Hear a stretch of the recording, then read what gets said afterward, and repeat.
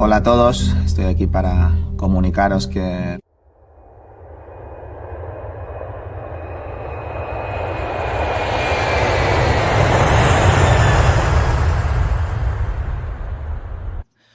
My name is Clara Towson, and I'm a friend of the show. Boom. I am Francisca George, and I'm a friend of the show. Perfect. Hi, my name is Susan Leemans, and I'm a friend of the show. Boom. Yeah. My name is Zainab Sammaz, and I'm a friend of the show. Boom. Hey guys, my name is Sasha Vickery, and I'm a friend of the show. Boom. Hi, my name is Lloyd Harris, and I'm a friend of the show. Perfect. Hi, my name is Jasmine Paolini, and I'm a friend of the show. Wow, Jasmine, you got it in one time. Hi, my name is Jaime Faria, and I'm a friend of the show. Boom. Yes. Take one. Well done. Ready? Play.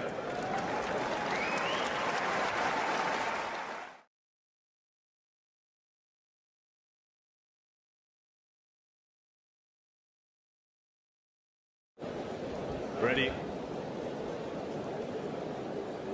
Play.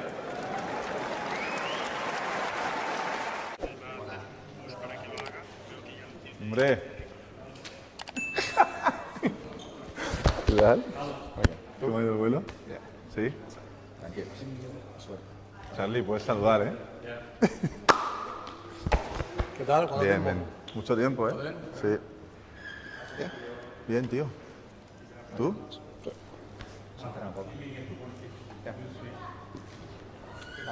¿Cómo estamos? ¿Qué tal? ¿Cómo va? ¿Cómo va?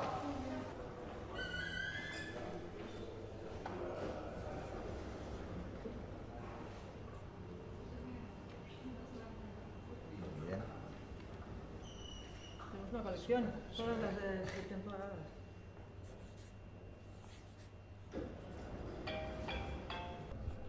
Te llaman 2 minutos. Te llaman 2 minutos. Lo 8 ya. Ah, estás. Muchas gracias.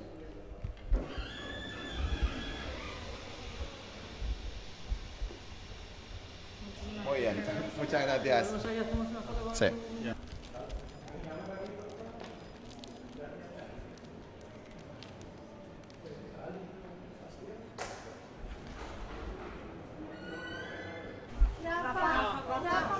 Sí, un momentito solo. Gracias.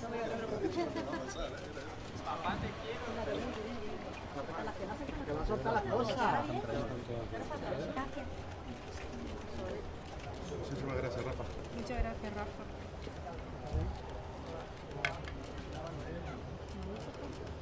Rafa, un saludito. Rafa, ¿me la puedes dedicar? Rafa, ¿puedes una foto? Pues Esto rápido, Sí, ¿me la hacéis? sí. Ay, un momento. Ay, espérate, perdón.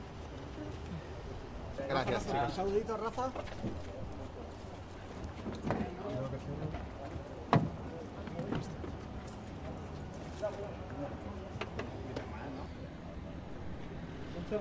Voy.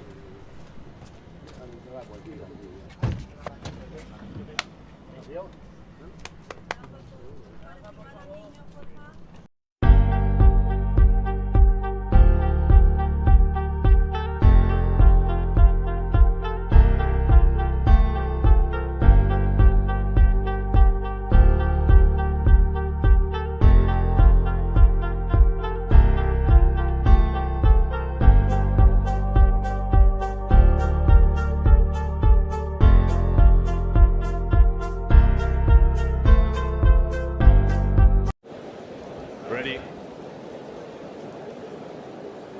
Play.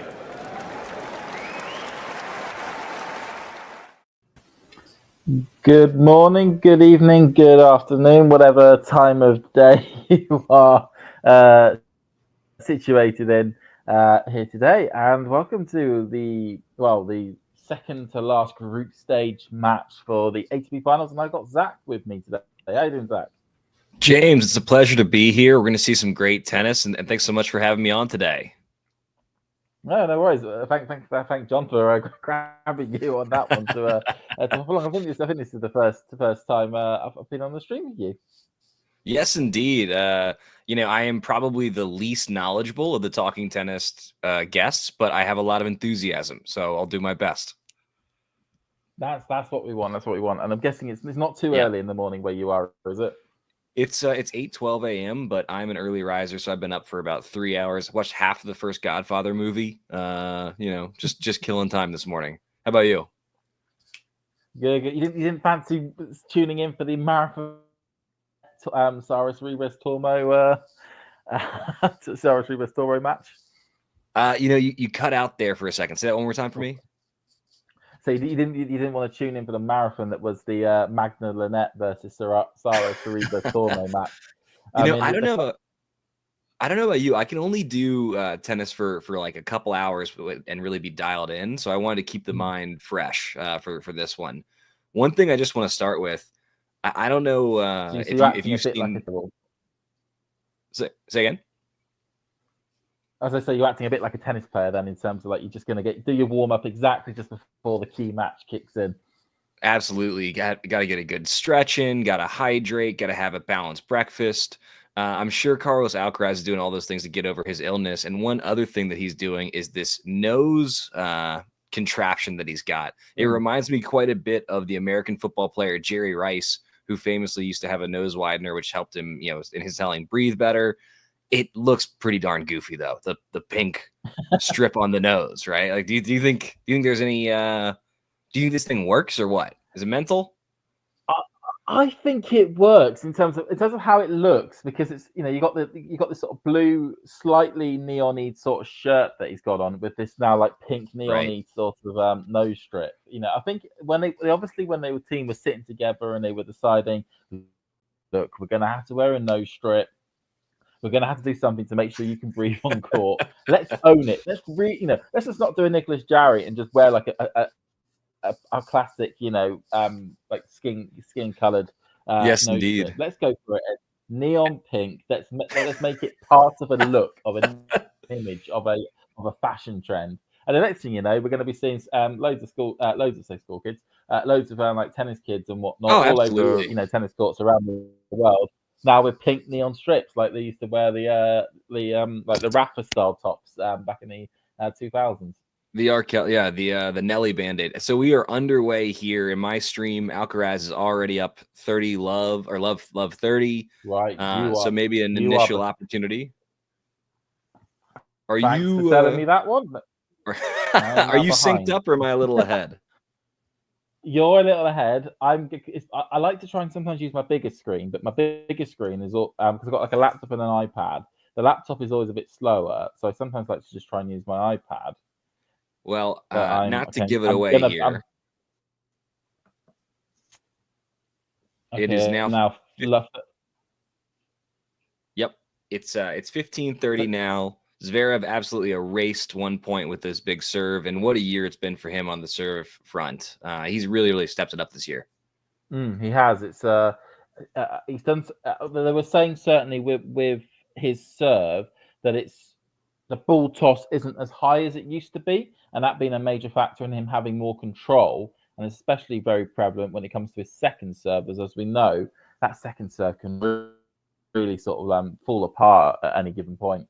Absolutely. Just one, a little bit less of a variable. He's got a little bit more margin for error. Oh, really nice long rally there. Alcaraz with a backhand error to make it 30 all. We are underway, and I think we're going to be in for some good tennis. I don't know if you know this. I have one of the worst prediction records of any guest on Talking Tennis. With that in mind, what's your worst prediction? Then go on. Oh man, I think I picked Draper over center in straight sets once. I mean, just dumb. Just like I deserve to get that one wrong. I love you for thinking that. As a Draper super fan, almost, I absolutely love you for thinking that. It's like, here's the thing: you get it wrong. Okay, you get it wrong. Whatever. It was a dumb prediction. You get it right. You're like, oh, look at me. I called Jack Draper beating center. So a little more fun. And a fun bit around that US Open was everyone saying, "Oh, Alcaraz is going to win it, Djokovic is going to win it," and then I went for Sinner. He's like, well, he's just won Cincinnati. Why aren't you picking him? And then he Yeah. goes and wins the tournament. And like, why did nobody think that this guy was not going to win it? It was funny because I think everyone was like, "Oh, it's remarkable what he's doing with the allegations swirling around and like the drug tests and all that." It didn't seem to bother him at all. And what's the data point for that? Well, he won the tournament. He did, dropping, I think it was something like only like two sets along the way. Yep. Like it turned out Jack Draper was the one player that actually got the closest to beating him in terms of the number of games he was able to win against Sinner. Yep. Really, really strong. 4 points from Zverev. Just want to do a quick check-in with the chat. Good morning to my guy, Super Dave in Texas. If you are looking for a coach in the greater Austin area, that's probably the guy to hit up. We've got Jake Davies asking about United Road, another podcast absolutely worth checking out. And then, of course, you got United Road in the comments, another podcast worth checking out if you're a football fan. Is that my football or your football? Just double checking. Your football. I tried. This is a global audience, so I try and say the right one, and then I say American football for like football.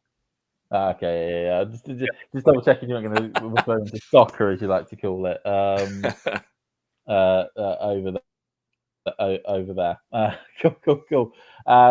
Yeah. So, I mean, I think the key thing now is to potentially go through the scenarios, isn't it? The main scenarios when it comes to today for all four players, because bizarrely, okay, granted, I don't think Rublev can qualify, but 3 out of the 4 players are still up in the air to actually be able to get into get Turin, also to get to the semi-finals.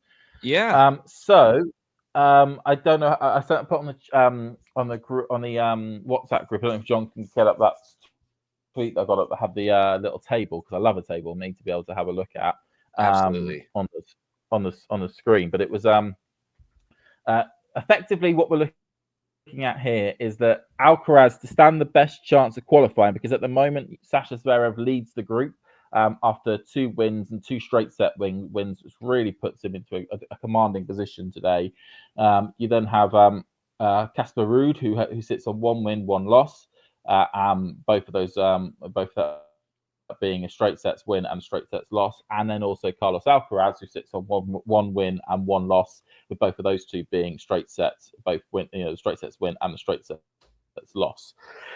Now, what would really help Alcaraz today, it feels like, would be a straight sets win, because a straight sets win would effectively mean that he would pretty much qualify at that stage. He top of the group, but most likely when it comes to all the permutations, the only way in which you could get kind of funky would be if Ruud wins his match in straight sets. Then it goes to percentages of game 1, and then it gets a little bit complicated there. But effectively, what we're looking at is Alcaraz needing to win in straights to really stand the best possible chance. But even just a general win will put him into a good stead as well. Zverev is in the position where if he's able to win 1 set, like we had with Sinner last night, he will then qualify. He will automatically get his place sorted in the semi-final if he wins that 1 set. And I believe as well, if he wins that 1 set, he would finish top of the group. Okay, maybe not top of the group if Alcaraz wins in 3 and Rublev wins. But yeah, it seems to be all over the shop. Sorry, Zach, in terms of trying to go through what these scenarios end up meaning. No, I mean, this is one of the beauties of this format tournament, right? Like it's a little more complicated, but I would argue it's a little bit more fun. Anything could happen here. 3 of the 4 players still very much in the hunt. Alcaraz playing a relatively sloppy first service game, and Alcaraz not always the fastest starter, so not a huge deal. But look, in a tournament, slow start, hey, you win the match, you win the match. In this tournament, slow start, maybe he throws away the first here, could be the difference between advancing versus not. He's got the ability to take it into his own hands with a straight sets win here, essentially, and he doesn't want to mess around. And then I'm sure if Zverev does not want to face Alcaraz a second time, especially the longer that Alcaraz stays in the tournament, the healthier he gets, the stronger he gets. I got to imagine Zverev wants to win in straight sets too, and just put that to bed. Yeah, because if Zverev wins in straight sets, then it means that Alcaraz is out completely by looks of it, barring percentage of games 1 if Rublev manages to win the straights. But it's also key to note that if Alcaraz does drop this first set and wins the match, he will need Rublev to win. he will need Rublev to win to be able to get through. Which I got to tell you, doesn't feel like a great bet at the moment. I have a soft spot for Rublev. I love the head cases, and I see him working out there to try and hold it together, sometimes unsuccessfully. I'd love to see him get a win against Rude. I just don't think it's going to happen. No, I mean, Rude has this sort of special, it's almost like special ability, like superpower almost, when it comes to Turin, where he can play absolutely terribly across the entirety of the indoor hardcourt season, and he gets here, and all of a sudden he just turns into this superhuman indoor hardcourt player. I think a few people have because what was it? Last year he got to the semi-finals, and then the year before that he got to the he got to the finals. Actually, I remember he got to the finals in that year, where he lost to Djokovic in that final. So a lot of people do put it down to the fact that because Turin's at a bit of an altitude, the ball bounces higher than it normally would do on an indoor hardcourt, and with that higher bounce, it means it has more time to be able to actually get his racket around it, especially his forehand, where under a normal indoor hardcourt setting, because it would bounce so low, he would have to do much more work with his with the ball to be able to get it, up and over the net and with actually some pace and power. Whereas on an indoor hardcourt, it's bouncing a lot higher, and of course, as we know, Casper Ruud loves the clay courts and loves high bouncing balls, and is able to really, add some venomous redirection to it and pace, and be able to, use the ball a lot more to be able to do damage. Ooh, Alcaraz with a very tasty drop shot to hold serve after a pretty tough first service game. Both of them started at love 30. Totally agree, by the way. I think about who has gotten the most reps on an indoor hard court in the month of November, and you've got to imagine it's Ruud. And then on top of that, like you said, him liking the higher bounce, this really is a set of conditions that should be favorable to him. Zverev, of course, is a very solid hard court player. I think, the altitude with Alcaraz's physical style of play, I could see that being to his detriment, because I could see him, kind of running out of gas a little bit, but at the same time, gives him a little bit more time to do Alcaraz stuff. It does, and also the fact that the court speeds have slowed down a lot since last year here. Has been noted. Last year on the court pace index, it's around about mid 45s, which is a ridiculously quick court in Monday tennis, and whereas the court pace index at the start of the week at least was saying around about 38. I think the last reading this morning popped out it just going to 40 as the court's been played on a little bit more, which still probably a little bit faster than what Alcaraz is comfortable with, because he prefers a slower hard court, but it's still something in which he's able to actually have a bit more time and a little bit more patience to be able to do stuff on it. Absolutely. We've got a great exchange happening here at 15 love. Alcaraz ultimately with the ball in the net there. His level when he's on, it is unmatchable. I think that Alcaraz's A game over centers, Alcaraz's A game over Djokovic, Alcaraz over anybody when he's on. But he's not on all the time. He can play a little sloppy. He can be a little bit of a slow starter. Obviously he's been dealing with some health issues, like physically. It looks like we're not going to get his A game from the jump here, but I hope that we will see the Alcaraz that makes even a casual tennis fan or a non-tennis fan say, who is that guy and how can I watch more of him? Oh, no, absolutely. It's it's one of the remarkable things of Alcaraz, that you can go some matches where, as you say, it's lights out tennis all the way through, and the best tennis, as you say, with that sort of ceiling, his ceiling out of all the players in the tour is the highest ceiling. But it's, as you say, it's that floor though that he has, that that low game of his average 6 out of 10 game is actually pretty poor. And hey presto, that's where we get a lot of the shock losses and the shock results. Is when he just turns up to the tennis court and is just not on it, and the unforced errors are spraying aplenty and low numbers of first serves in, and it just looks very messy. That's that's the difference between him and I think the guys that in the big three that had so much staying power, right? Is all of them got to a point where they just didn't lose to players they weren't supposed to lose to. They were only losing to each other essentially after a certain point. There are a couple other folks that could break through from time to time. Alcaraz loses to guys that he shouldn't lose to. 11 losses on the season. How many of those were like, oh, what happened there?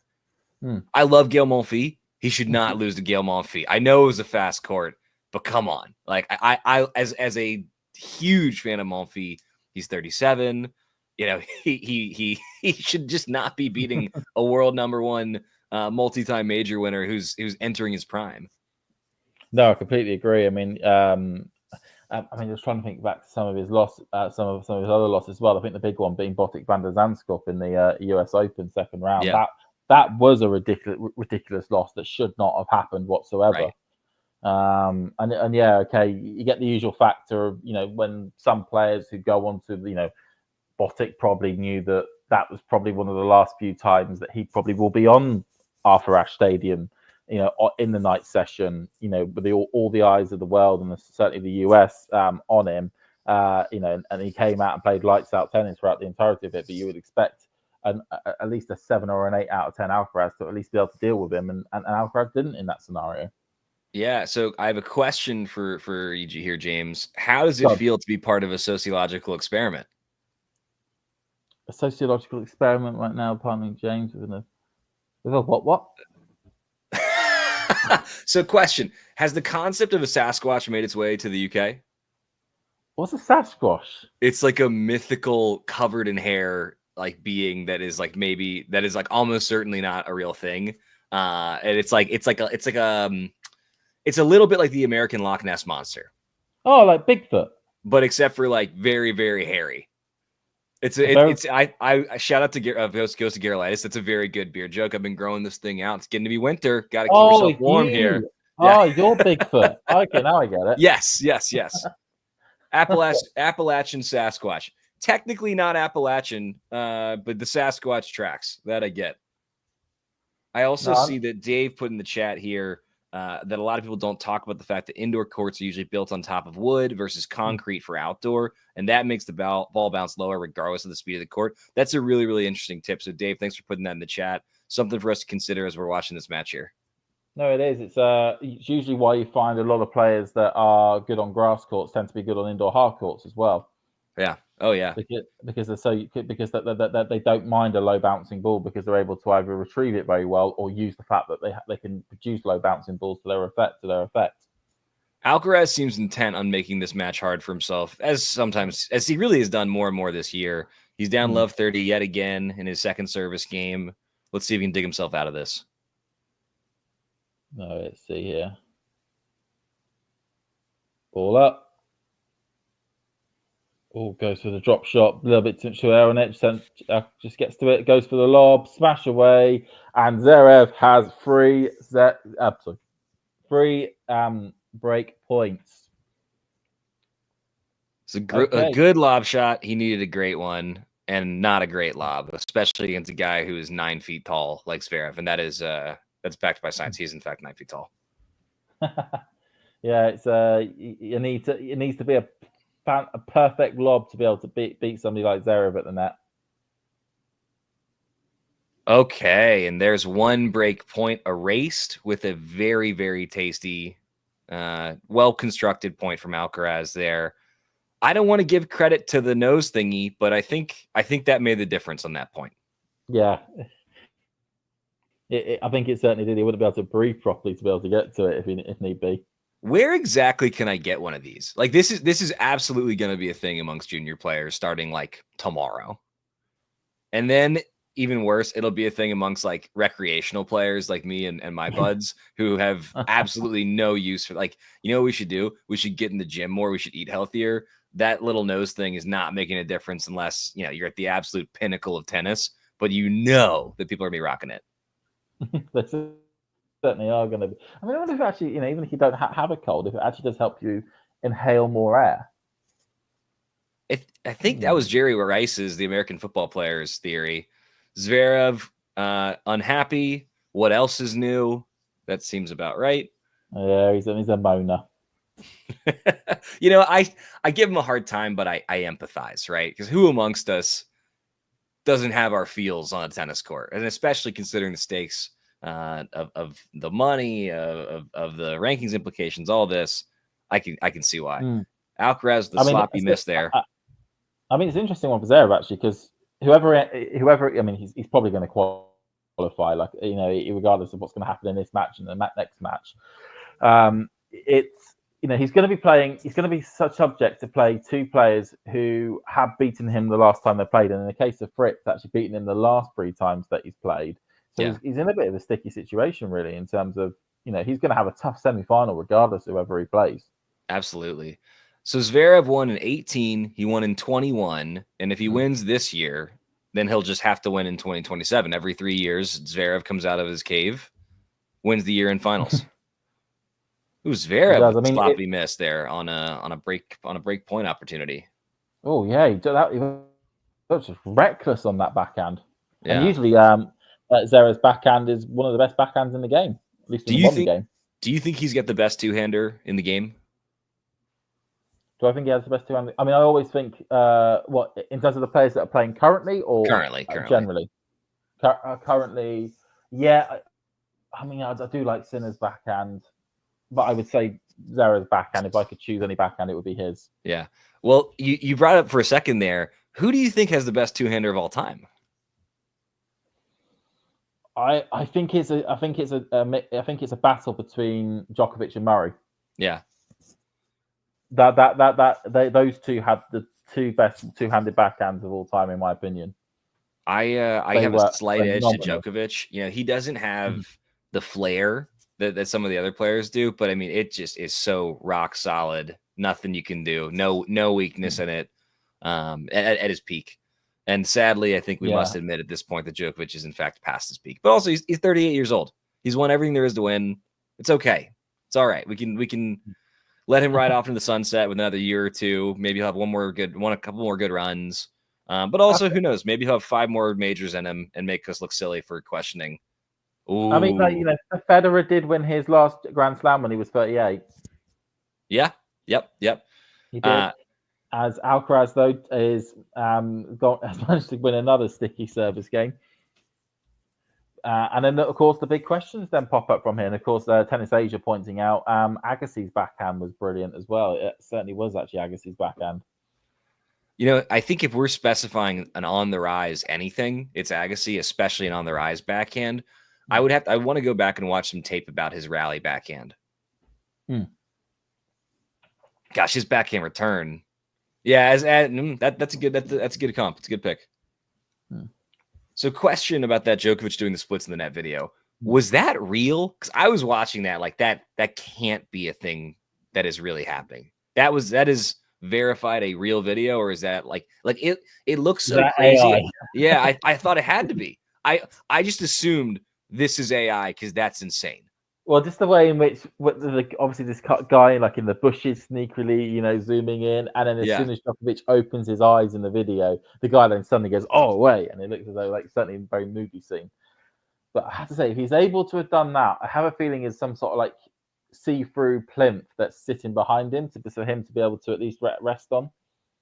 I'm gonna give a take here. I think that video was probably not real.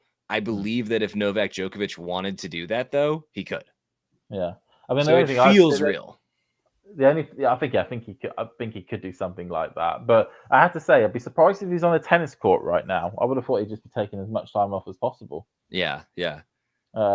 Technically, he wasn't on the court; he was on the net. Yeah. Okay, we might be in for a long one here. A lot of deuces. Alcaraz certainly in no hurry. Long points to be expected. Just gets over the net there. Slice over there. Backhand by Zverev. Down the line by Alcaraz. Beautiful down the line by Alcaraz there. Oh, he made the German look like an idiot at the net. That was fantastic. Okay, Alcaraz. It's just a classic. Bring a little heat here. A classic thing that Alcaraz, if that was any other player in his field, barring Sinner, Zverev would have won that point on the cross court. Alcaraz, though, gets to it and actually manages to get a great winner off it. You'll hear some coaches talk about the vision, right? The ability to see, attempt, and make a shot that normal players just don't. And maybe Zverev is a better pure ball striker. Maybe Sinner is, but there is no one playing today with a vision like Carlos Alcaraz. He has the creativity to take, attempt, and make shots that other players simply just don't. And that's why I think it's so beautiful to watch him play, because you just don't know what you're going to see. His anticipation is second to none. It does seem like Zverev is more than holding his own here. Oh, but that was a brilliant volley at the net by Zverev. Backhand up in the air, straight cross court. Alcaraz getting nowhere near to that one. Yeah. One of my favorite players of all time referenced in the chat here. I have not seen Peridor and Shrishipon do the splits. I have seen him play at Wimbledon in 2002. What a player. What an entertainer as well. Thank you, Tennis Asia TV, for bringing Peridor and Shrishipon to the forefront. I feel terrible. I have no idea who that guy is. I think I should. He was not. So Zverev, for example, you can make a strong case he's the best player to never win a singles major, right? As much as I love Peridor and Shrishipon, I do not think you could make that case for him. So he was not like a contender, but he was a really, really fun player to watch back in the day. Yeah. I mean, that's the real question, actually. Who else would you put up as players that didn't win Grand Slams that were brilliant tennis players almost like the sort of best player not to win a Grand Slam? You know, I know that Nalbandian, someone that gets thrown around a lot. I mean, I think when you're talking talent, I think it's Malfi is in the mix. I don't think that Marcos Baghdadis. I think Tsonga, yeah, that's a good one. Davydenko. Ferrer, he was lethal at times. Just unfortunate that a lot of those players were born in a generation that had Nadal, Federer, Djokovic, and Murray. Yeah, I mean, look, if when you look at the number of Masters titles that Zverev has won, when you look at the fact that he's won 2 year-end tourneys and very well might win a third this year or another in the future, he's won a gold medal. To me, it's like not even that close. If you're looking purely at accomplishments outside the majors, Zverev by a mile. If you want to get into the specifics of who had the better game, who had the higher peak, there could be other folks I'd be wanting to hear. But look, the guy has won an awful lot of the stuff there is to win outside of the majors at the highest levels. No, he has. His trophy cabinet by the end of his career. I mean, okay, he probably will feel a sense of disappointment if he didn't add a Grand Slam title to that. But you could very much sit in your living room, look at that trophy cabinet, and go, "Do you know what? I had a great career. I had a fantastic career." Yeah, this point is outrageous to start off Alcaraz's third service game here. Just unbelievable athleticism for both players, and then a sloppy slice error on the backhand side from Alcaraz. I think for Zverev, and I know that there's a few folks in the chat that are going to be rooting against him. I think there's very serious off the court concerns about him, and I think that's totally legitimate. But when you're just looking at his game, beautiful backhand, all world serve. He's got a ton of talent, very, very solid player. But as a fan, there's other considerations that you can take into account that certainly make it easy to root against him. I mean, also, I think the part of the issue of his game is it can be a bit of a boring game to watch, I must admit. Yeah. No, not that he's boring at the moment, but when you watch an Alcaraz match in the second round or third round of a Grand Slam or the Masters event, you can still get some entertainment from watching that. And there's a lot of other players that are able to really show a really exciting bit of entertainment in their game in the earlier rounds against players you expect them to beat. You go to a Zverev match and it's just, monotonous in terms of big serve and maybe has to hit a few forehands here or there. And then his opponent will have one bad service game and they'll be able to break him. Beautiful up the line backhand winner there from Zverev. I totally agree. Totally agree. Look, there's just not a lot of creativity to his game. And hey, when you can do what he can on his serve and have a backhand like that, maybe you don't need the creativity. But I think that's the thing that's going to hold him back at the highest levels in a 5-setter is over the course of 5 sets, the best players, they adjust. And Zverev, even still, he does what he does very, very well, but he has limited things that he can throw out. Alcaraz could be a totally different player between set 1 and set 2 and set 3 and set 4 and set 5. Zverev is the same throughout. It's not like what he's going to try and do out there is a secret. That is a really interesting piece of history here that Juan Carlos briefly tried to coach Zverev before moving on to, as Dave points out, some young tennis player, Carlos Alcaraz. I wonder, is there beef between the two camps there? is there's a little bit of history, and I've got to imagine if you're Ferrero, you extra want to see a win, just because you get the validation of being right. Although I think he's gotten plenty of that these last couple of years. Yeah, I think he there is no regrets in looking back at for him. Like, okay, I left this this petulant kid, and the managed to actually pick up a Spaniard who actually wants to do the hard work.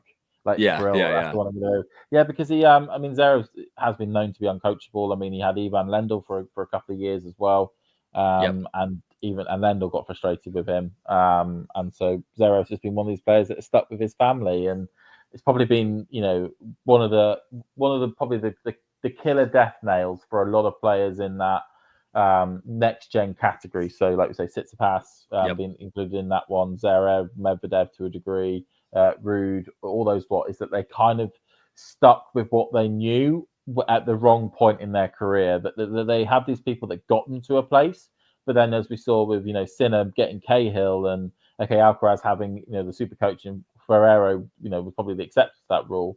But even though he came on a little bit later, is that those players under them, they then got those next level of a coach on board to get them across the line. Whereas these lot are just been comfortable sitting with the people that they've already had.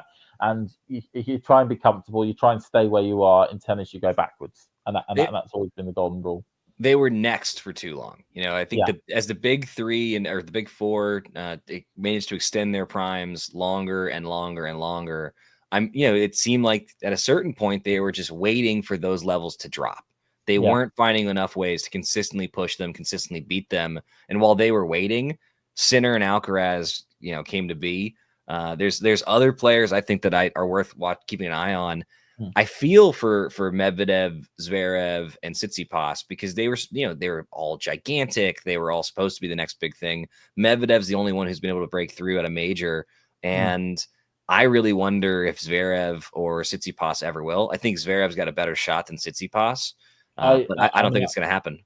Yeah, I mean, I've already probably stated on this stream a few times and on the social medias that I think Tsitsipas's time has gone. The fact that he's an alternate here, I think, speaks volumes to the fact that he's no longer one of the top 10 best players in the world. And at the moment, if he's able to hold on to a top 20 ranking, he has done very well next year.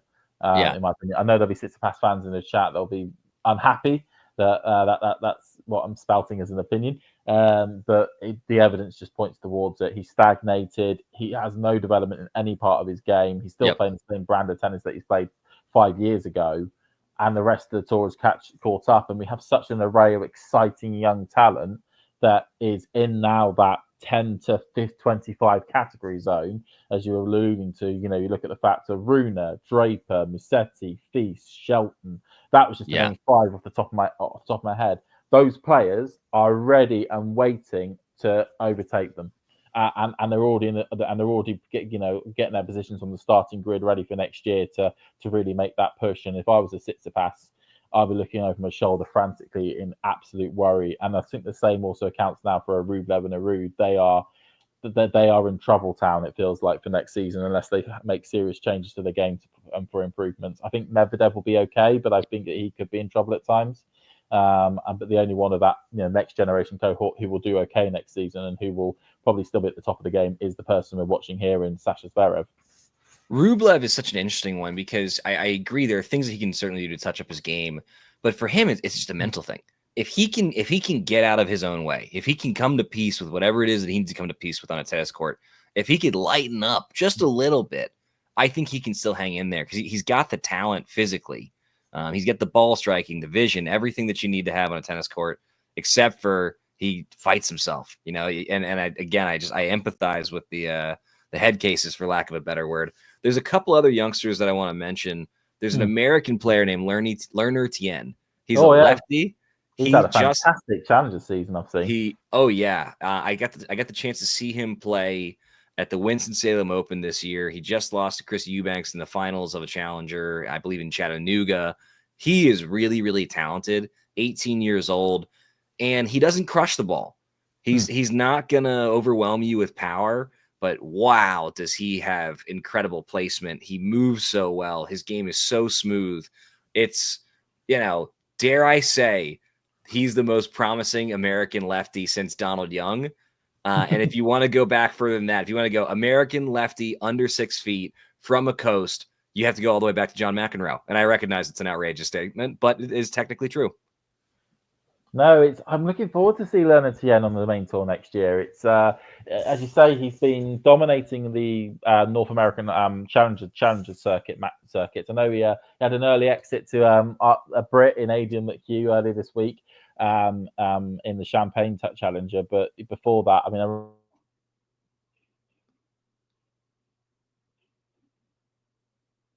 Oh, we may have lost James here. James, James, you're cutting in and out a little bit there. Sorry, so I think we lost you for a moment. No, I was just saying that in terms of I saw that he beat Adam McHugh. Adam McHugh beat him earlier this week, but there was a time in which a couple of weeks ago where he beat Bernard Tomic in 38 minutes in a final, which I thought was quite funny to sort of see. And as you say, Leonard Tien, I think is he in the top 100 now? Has he got himself in the top 100? I don't know off the top of my head. Let me get up. Let's have a look at the live rankings. Let's have a gander. Yeah, because I've been following on the Challenger circuit a Brit who looks like he's going to have a good year next year on the main tour, breaking onto it in Jake Fernley.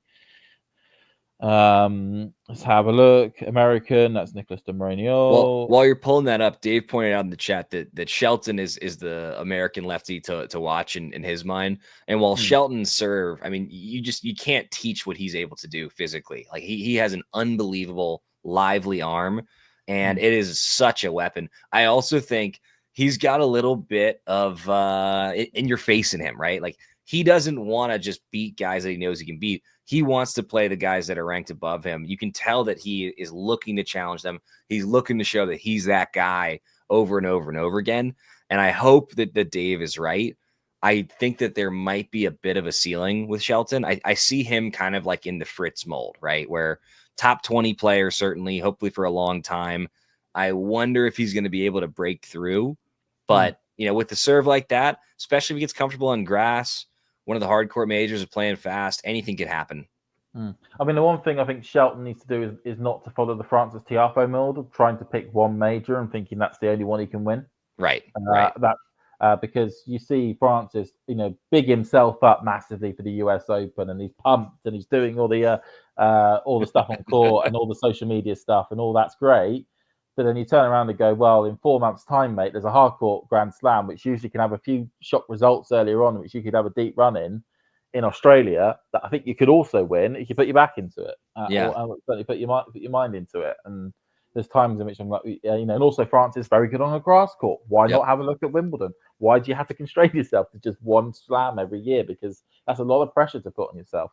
So I got to roast your guy, Jack Draper, a little bit. So Jack Draper's not cut out for hot weather. Like, and maybe it's a British thing. Most Brits aren't cut out for hot weather. Look, he cannot handle the heat, right? Ben Shelton, he's from fellow lefty, sort of. Although Draper is a fake lefty like Nadal. He's from Florida. His dad was the coach of Florida. He is used to the humidity. He is used to the heat, and I think that's such a huge advantage. And I don't want to say that if you're a talented young Brit that you should move to the States. But like, it does seem like it would benefit Draper in the offseason to be training somewhere that was a more aggressive, a warmer, more humid climate. Is that crazy talk, or is that something that you think as well? No, actually, it's exactly what Andy Murray did in the early parts of his career. Was that he noticed certainly in those hotter places, those hot, humid tournaments, that he was struggling physically, and then he decided to do massive training blocks in Florida. In the winter season where it was hot and humid, to be able to build up that resilience. And hey presto, he's then able to go 5-6 hours in very hot conditions and not drop his level. I think that will certainly be on the next. I mean, the whole thing for Jack this year was all about having an injury-free season. That was the major concern. It wasn't necessarily, when it comes to what's the word I'm trying to find? Being able to last for a long period of time, that wasn't necessarily so much of it. That was a secondary objective. The main one was having an injury-free season and seeing where he could get to. And clearly he can get to 14, 15 in the world, which has been ridiculously good for this year.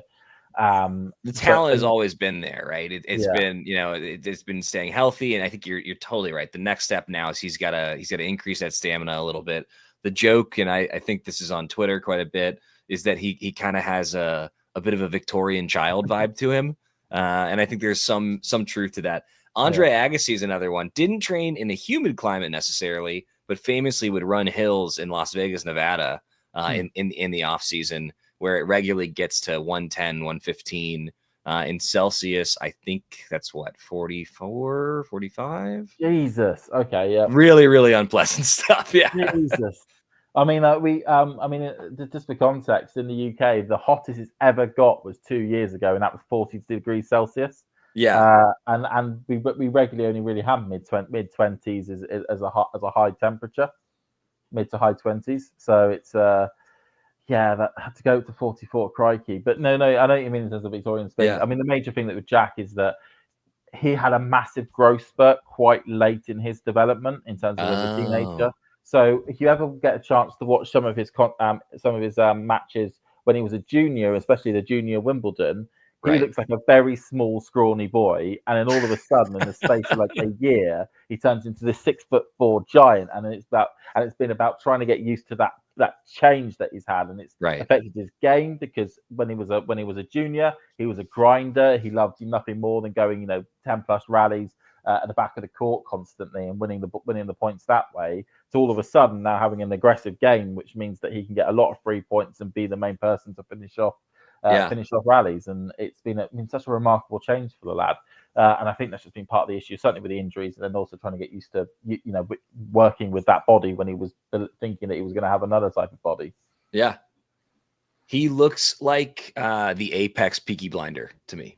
Yeah, apex. Yeah. All he has to do is shave the side of his head, and then the next thing you know, he's in episode of the Peaky Blinders.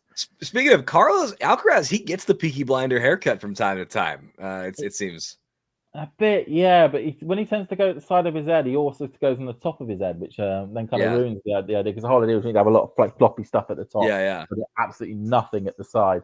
Yep. They're making a movie. Sorry, I'm taking us down a tangent. The movie is coming out at some point in the next year or so, I believe. Which on absolutely Netflix, worth watching. Isn't it? Oh, really? I think it's going to be a movie on Netflix. I would actually probably go see that one in theaters. Back to the tennis. Alcaraz at 15:30 here has an opportunity. Let's see if we can put a little pressure on Zverev. Maybe get another break point. I don't believe that he's at a break point since either the first game or at all. No, I don't think he has had a break point. I don't think he's had a break point at all. I mean, Sarah's been somebody that I don't think hasn't faced a break point yet in the entire tournament. Gosh, the serve and volley on the second serve followed with a very, very nasty drop volley. Ugh. Oh, geez. He took everything out of that. Right? This is what I love so much about the modern game. We as tennis fans are living through, and we don't even know it. This is the golden age of tennis viewing. We've got the tail end of the big three. We've got the lost generation of Medvedev and Tsitsipas. We've got some American players that are up and coming. We've got some Brits that are in the hunt. We've got Alcaraz and Sinner.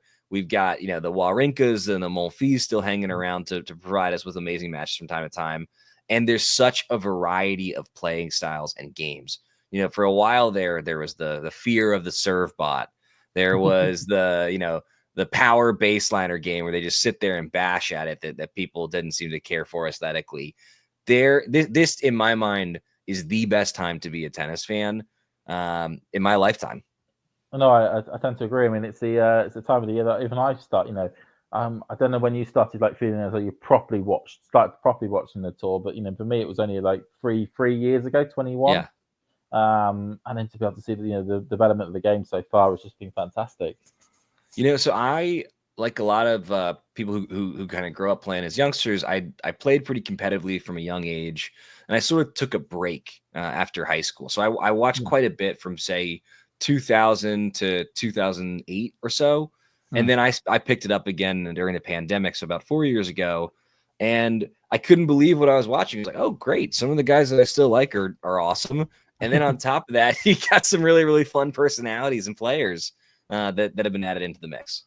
Yeah, no, it was for me. It was I always watched Wimbledon and the Queens when I was in school. So I would every two when Wimbledon was on for 2 solid weeks, I'd just be glued to my TV watching it. It was so it was such a fantastic thing to have.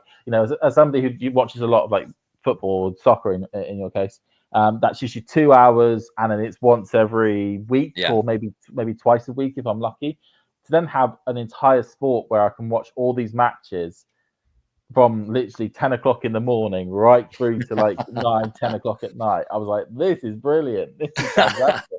Almost like that binge watching of it kind of flooded through. As you say, but around about the pandemic. So I was always watching Wimbledon. Murray won it in 2016. That was the last Wimbledon I properly watched, because I then went to university. I did have a lot of there's a lot of stuff at university, which means I didn't watch any tennis involved in so much. And then when I got back into the real world of working, and just after the pandemic in 21, Wimbledon tickets were quite easy to come by and quite easy to get. So I was like, interesting. I really like Wimbledon, and I lived a lot closer to Wimbledon now than I did when I was at school. So it's just literally a half an hour train ride up to Wimbledon from where I live, because I'm just literally on the outskirts of London, on the side where Wimbledon is. And so I was like, okay, go there, and I watched it there, and I watched Wimbledon that year on the TV, and I was like, do you know what? I don't want to stop watching this once the final took place. I want to watch this afterwards. And I knew in the UK it was the rights for tennis were then part of Amazon. So I was like, okay, I've got an Amazon Prime account, because everyone has an Amazon Prime account. So I'll start watching it afterwards. And then from that point, just glued to them watching tennis throughout the year and getting involved in stuff like this.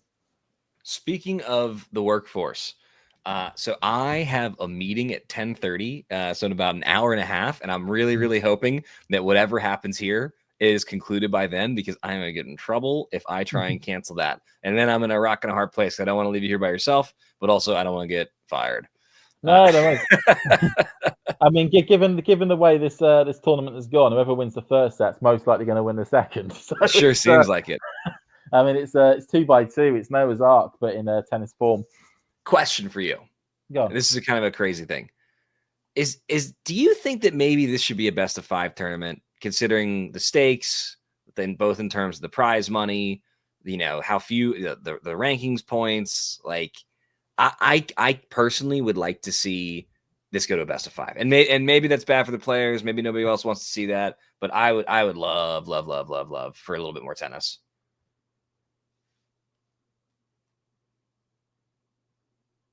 Oh, James, looks like you're frozen, so we'll come back to this. Yeah, I'm back. You're back. Yeah, I heard that question. For my opinion, the group stage, I'm happy at best of 3. I wouldn't mind the semi-finals and the final being best of 5. Yeah, like they used to do back in the day with the 1,000 in the finals. With the 1,000. Yeah. I mean, I wouldn't mind the Masters 1000s for the final to be a best of 5 sets. I think that would be it would be really good for a lot of players who are not used to the best of 5 format. Because one of the things that was always noted of those new players that came up through the ranks was that the likes of Djokovic, Murray, Nadal, and Alcaraz, Nadal and Federer, and some of the older guard. They grew up at a time, as we say, where the Masters events, their finals were best of 5. The Davis Cup matches were always best of 5. Yep. And so that, coupled with the Grand Slams, meant that they were getting a lot of best of 5 practice of how to play those types of matches. Whereas this new generation that came up, Davis Cup took away its best of 5. The Masters then were best of 3 in the final. So the only time they ever played best of 5 was in the Grand Slams itself. And then they weren't able to cope in those situations of how to win matches at that length. So to me, I would love. I'd love probably the wrong word. I would be very supportive of the ATP trying something where they make the Masters 1000 finals best of 5, and then also make the semis and the final of the Tour finals best of 5, because I think that'd be brilliant for the viewers. Oh yeah, I mean, hey, it's good for the advertisers too, right? More space to fill, more money potentially to be made. Want to go back to something that Super Dave asked. He want to know, who did I try to play like as a junior? So Goran Ivanisevic was my favorite player when I was super young. After that, though, I really like a lot of American players. I tried to model my game after a young Andy Roddick. He had the backwards hat, which at the time when that was super cool. He had the big forehand, the flat serve, and the kick serve. And then, his backhand certainly was good enough to win a major. But that was not the highlight and the focus of his game. I think as an adult, I've really tried to diversify my game, and I try and come in a little bit more. So when I watch Alcaraz play, like I'm doing right now, I get worse at tennis because then I go out on the court and I do dumb stuff like hit drop shots from weird positions that I'm not going to make. Zverev here looks like he's on track for another easy service game. Earlier in the match, they showed the stat between how long Zverev's average service game was versus Alcaraz. And Alcaraz is spending about twice as much time on each hold. So he's working hard. I think that we're cruising to a tiebreaker here. What do you think, James? No, I agree. And just to quickly make you feel a bit better about how worse you feel as a tennis player after watching other tennis players. It feels a bit weird, but the only Dominic Thiem matches I watched were him post the wrist injury. But I still love watching him in his single-handed backhand. So whenever I would go on the tennis court after watching a Dominic Thiem match, I would just try my best to drill these single-handed backhands down the line, and it would just constantly keep hitting the net, and I'll just get frustrated all the time at it. But no, I agree in terms of saying it's very much going to be I think we're going to go to tiebreaker. I know Alcaraz has just won the point there, but Zverev's going to get to 6. And I was thinking the same thing. Alcaraz very casual with that overhead, and it worked out, but we're not seeing quite the same level of energy out of Alcaraz as I've become accustomed to, and I think that many of the viewers have as well. I think he's still battling some symptoms of getting sick. But hey, was that out? Yep. Okay. Maybe he'll make a game of this. Okay. I mean, but Zverev ain't the best volley at the net, so it's not a bad idea to bring the big guy there if you can at times. But no, it's okay. So maybe actually this service game could get a little bit complicated if Alcaraz wins the next point. Look at those forehand error stats. Zverev with twice as many missed forehands as Alcaraz. Yeah, I mean, it's always known that his forehand is not as great as his backhand. It's a part of the game that you could easily break down. You could easily put pressure on and rush and get a lot of free points off. Oh, that's an unfortunate miss. That just talk about game of inches. Really close to a strong return that would have put him in a good position to take the deuce, but just a little bit long. For folks that are watching that wonder what their games look like, a thing that I've actually been using quite a bit on the courts is an app called Swing Vision. It's a paid service, but there's a free version, so you don't have to spend any money if you don't want to. That records you playing, and it cuts out the time between points. So when you go back to rewatch yourself, all you see is like serve point, serve point. You can also use it for drills, and I found it to be a pretty helpful tool to improve. And I know that in the U.S., a lot of American college players are using it to track their progress, record their matches, that kind of thing. No, I've heard of Swing Vision before. Very good use of using tech that you already have and some other bits of tech to work out how you're doing. It sound pretty good. I'll tell you what, when you started talking about it, it sounded a bit like an Andy Roddick served advertisement there. It's funny. I applied to be a brand ambassador for them, and they rejected me, which hurt my feelings very much. Because I got like a few Twitter followers. I think it's because I say dumb stuff on the internet all the time, but that's how good the product is. I tried to get them to give me free stuff. They said, nope, we don't want you. And I still am plugging it. No worries. What's your game like, by the way, James? Tell us a little bit about your style on the courts. My style on the court. So single-handed backhand. Okay. I don't know how I've ended up with a single-handed backhand, but it just feels the most natural to me when I'm on the tennis court when it comes to that side. It feels very clunky when I go for that one there. I'm quite good at being able to get a bit of a bit of spin on my serve. So I've got a bit of a spin there, but it's still very not great in terms of if I'm able to make 20% first serves in, then I'm very well in the match. And then it's just a case of just I like redirecting my opponent, so I don't tend to try and do back-to-back rallies if I can. If the opponent's on one side of the court, I push the ball to the other and try and work to get points that way. Yeah. Okay, Alcaraz off to a good start here. I want to come back to that single-handed backhand later on because it is officially not the backhand of the top 10 at this point. No, it's been so beaten and bruised and battered by so many players that it's seen as a bit of a liability now to have a single-handed backhand instead of instead of a unique tactical asset, as it used to be known as. Yeah. So Dave in the chat, he mentioned, by the way, that he used swing vision for his students. He, you know, as a coach, I'm curious from Dave and then anybody else listening, you know, do we think that the one-handed backhand has, you know, become less and less popular because of the kick serve specifically? Is it the Nadal style heavy topspin forehand?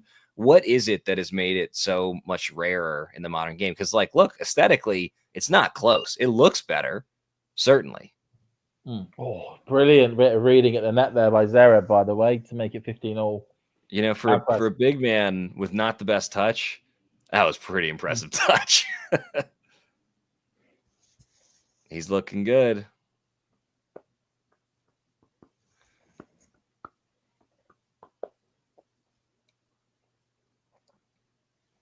Oh, here we go. Big points coming up. Let's see if Alcaraz can force the tiebreaker. Okay, underway. 35. Big serve.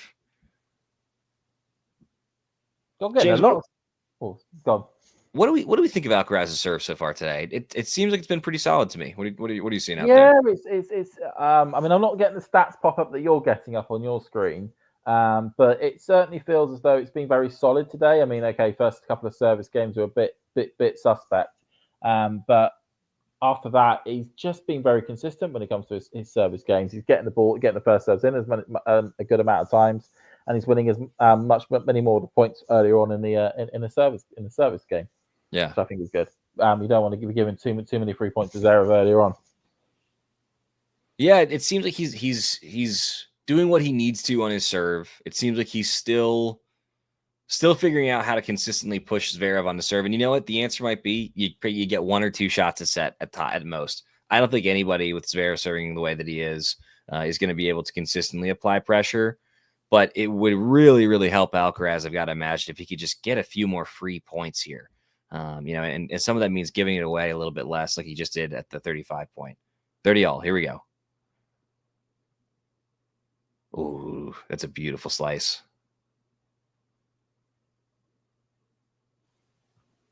Trying to lob a giant. It's tough to do. Oh, okay. So Zverev now with the set point that was big moment. And if he gets this point, he guarantees himself a place in the semis. Big moment for Alcaraz.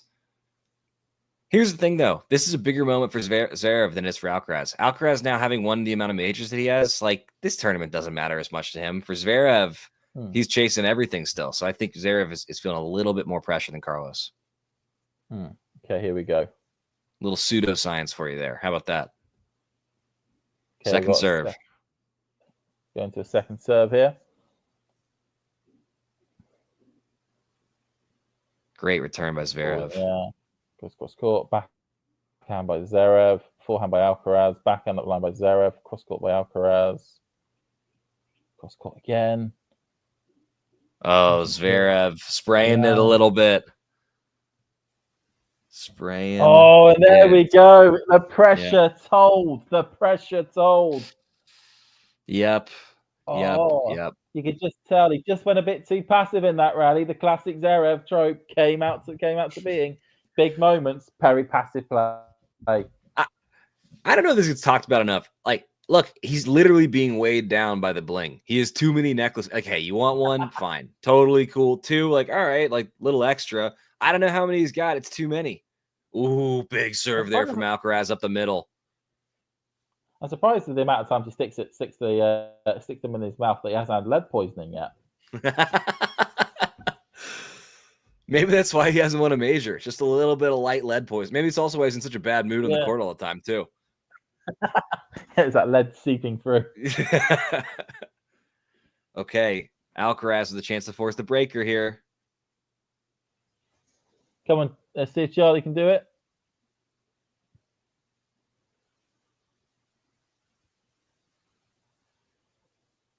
Come on. Oh, long rally. You can tell the balls are dead because the rallies are getting longer. Zverev spraying it again.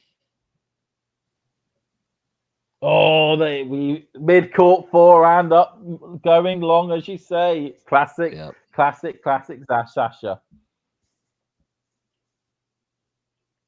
So it's a very hard one though. In those pressured situations, when you go to a mid-court forehand, even a mid-court backhand, to get that to get it perfect it is hard. It is hard. You much rather prefer it to be actually closer to the baseline than than to be a mid-court. You know, I gotta tell you, tiebreak. I would like to see Alcaraz raise level, but I feel like you've got to favor Zverev at this point, just because he's winning so many more free points on his serve. You know, I mean, no, I agree. Alcaraz. I mean, here we go. Takes the first point straight away. You do feel, because in a tiebreaker, it's all about that ability to win your points as easy. Oh, Dominic Thiem's in the audience. Hey, Dominic. He's looking so retired. He looks like he is rested, refreshed, playing a lot of not tennis, hanging out, probably having like nice glass of wine with his lunch. I could see him going into coaching soon. Ooh, who would you like to see team coach? Had to be somebody good on a clay court. Maybe somebody who's up and coming. Hear me out on this. Go on. Could he turn it around for Tsitsipas? No, I don't think anyone can turn it around. No hesitation. I think you're probably right. I would like to see it though. I think the only person that has a hope in hell in turning around Tsitsipas is Darren Cahill, and like Chuck, is he going to be moving away from Yannick Sinner? Oh, the La Carota boys are in the. Oh, no, that's not. Are they the Carota boys though? No, they were not. I was wrong there. The guys wearing wigs, I guess. I mean, there's so many people wearing Carota boys type merch these days that I have no idea who's actually the original Carota boys. Alcaraz just made that second service point look so easy. That is casual. That is so casual. Anyone who's ever picked up a racket knows how hard it is to do that little touch pickup volley there, and it was automatic for him. Watching him play tennis, it transcends sport. It's like art to me, and there's not that many players that it feels that way. There's those rare few talents in every single sport that are able to just do things and on a court or on a pitch or on a board that you just don't expect. That's the sign of true greatness, right? Is when somebody who's unfamiliar with the sport, the activity, the art, whatever it is, can see it, hear it, or whatever, and say, "Wow, that was special." Yeah, yeah. And Alcaraz is that, and you know what? It's got to be hard for Sasha Zverev. For a long time, they thought he was that, and he just hasn't shown that last 0.1% to get there. That being said, he very well might win this match against the special one, Carlos Alcaraz. 3-2, no mini break as of yet. I mean, he's just not had a look at the moment on Sasha's serve at this stage. I mean, I don't know if Alcaraz should change it up a bit, maybe stand a little bit further back in an attempt to try and at least get some sort of contact and connection on one of these Sasha serves, because that's 3 first serves on those points, and already the pressure's back on Alcaraz to be consistent, and that's something you don't really want to be putting on Alcaraz. Let's see what can happen here. We're getting a great low angle shot on the camera. Down the tee, comes to the net, goes cross court. Oh, brilliant! Forehand return winner by Zverev there. Blooming hell. Wow. Oh, wow.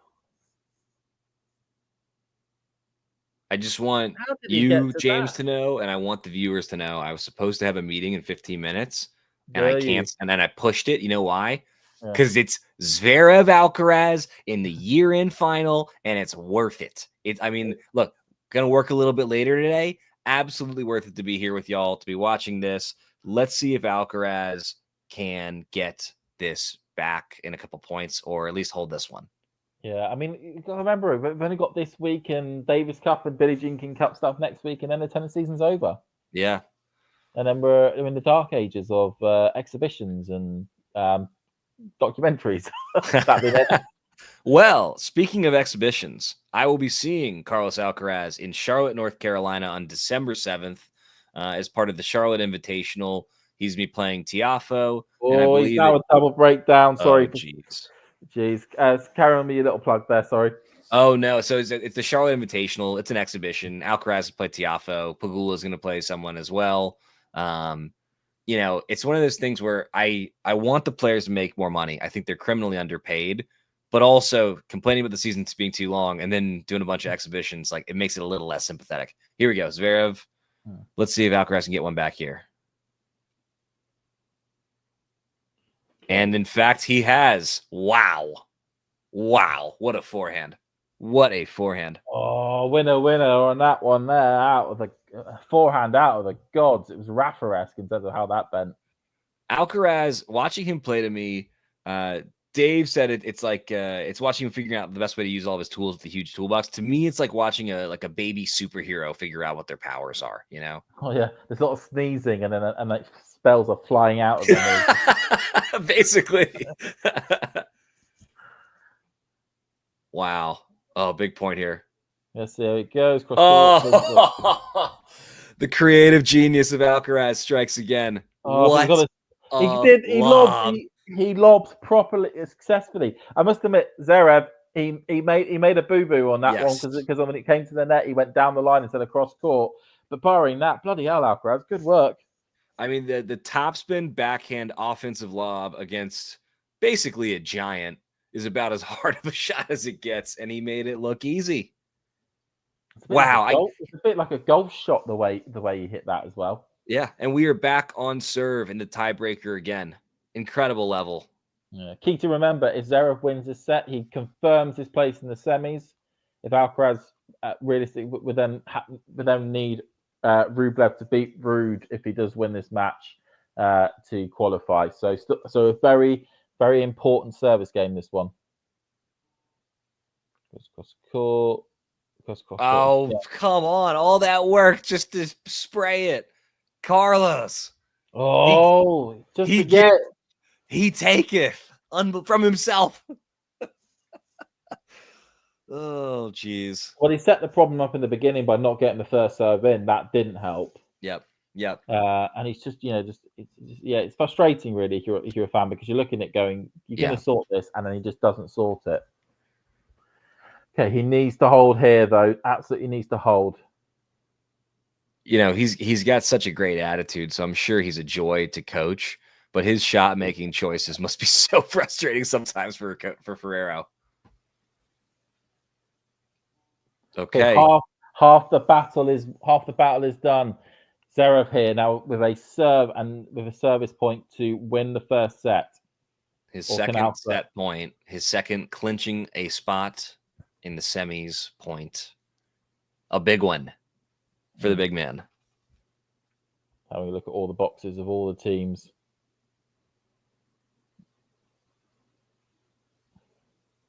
The tension is palpable.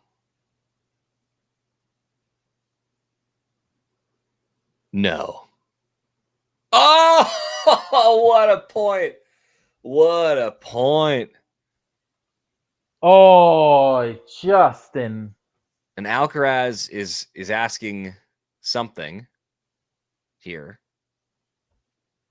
Was there a call that he didn't like? I don't have my sound on for that, just for this. Well, first set goes to Sasha Zverev, 7-5 in the tiebreaker. Wow. Alcaraz is animated on the sideline. And I'm not sure. I assume he's talking to his coach there.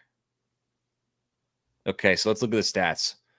Zverev, 16 winners, 15 unforced errors. Alcaraz, 14 winners, 14 unforced errors. Wow, that's pretty impressive stuff. Now, Zverev had 16 unreturned serves. Alcaraz only 13. Zverev made 83% of his first serves. 83%. And then, with Alcaraz, 69%. Pretty nice number there. Yeah, at the same time, he's not going to go up from that much. So, Yeah, how the hell do you live with 81% first serves in? On the serve that he has. I mean, that is phenomenal. I wonder if I've ever made 81% of my first serves at any level of my at any point in tennis in my entire life. I wonder doubt if- it. Probably I wonder- not. I probably wonder if I ever made 81% of anything in my entire life altogether. Folks, we've got Miles David in the chat. Miles, welcome. I agree. He was hoping that Alcaraz wouldn't play around. I think he had some opportunities that he didn't fully capitalize on in that first set. He still can make the semis if he wins in 3, but he's no longer fully in control of his destiny. So No, so yeah, the basic premise is it's got a lot simpler now. So if Alcaraz wins in 3 sets, he needs Rublev to win tonight. If Rude wins tonight and Alcaraz wins now, Rude goes through as the second place player. Oh, Alcaraz with a little racket toss there. Carlos, is he entering his bad boy era? No, he's such a nice, seemingly youngster. But it does seem like his temper is growing a little bit this year. I've got to imagine the level of pressure that's on him is unimaginable. Especially at the age of 21. I mean, the one joy just to put in here that Alcaraz does have is that with the fact that he managed to take that game to a tiebreaker, it does help his percentage of games won. And that plays into effect if Rublev, so just to go through some other scenarios. So at the moment, with Zverev winning in 2, he would go through as the top. But if Rublev wins in straight sets later on tonight, it then goes to percentage of games won between Rude and Alcaraz. So even if Alcaraz loses this in straight sets, if he can at least get the second set to another tiebreaker, it helps his chances out immensely. Okay. Alcaraz winning the first point of the second set here. I mean, were any of those players actually anywhere near the main part of the court during that point? Not really. If they were using swing vision, they would be out of the camera frame. And then it's like when you watch ping pong and they're like halfway, very far away from the table. You're like, how are you playing a game on this?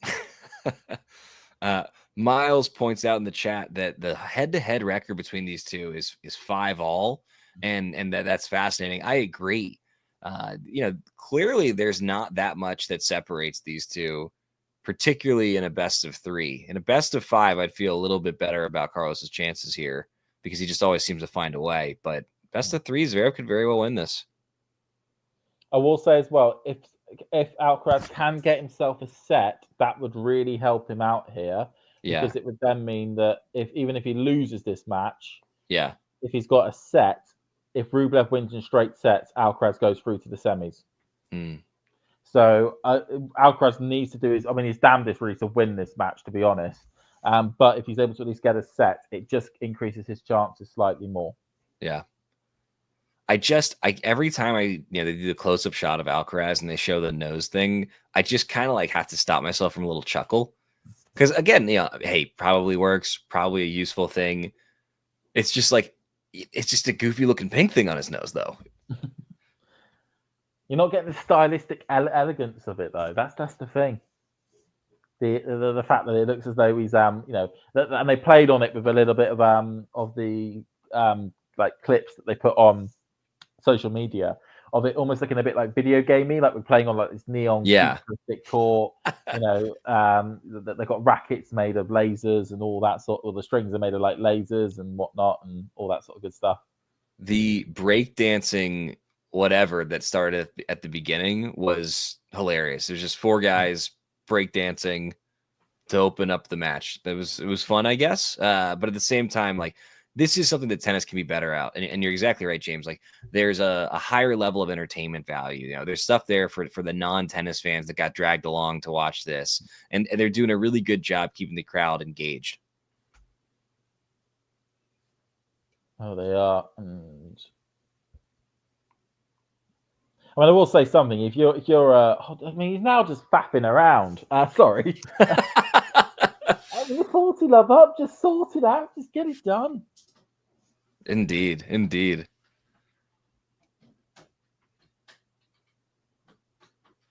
Come on, Carlos. Just step it up.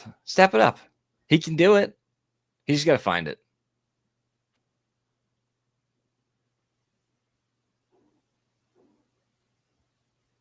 I hope that folks can't hear this, but in my neighborhood, somebody is building a new home like a street and a half over. Hmm. And I work from home and just all day, just banging and drilling and loud construction noises. And I think it's great. I hope that whoever moves in that home loves it. It's so loud though. It's brutal. Hmm. So if you can hear that, you let me know and I'll mute myself when I'm not talking to, No, to get rid of the ambient noise. I can't hear anything. And like I said, him fapping around is just intensified here. Yeah. As he's now at juice. So he was 40 love up. He's now at juice. Is he entering his angsty era? What's going on? Like 11 losses this year. It just doesn't quite compute for me. No, I guess more than 11 now. 12, right? Yeah, 12 because of the one earlier on. Yeah. Let me have a look. Let me just double check on his head. Oh, but don't worry, Sasha Zverev's to the rescue with a bad backhand.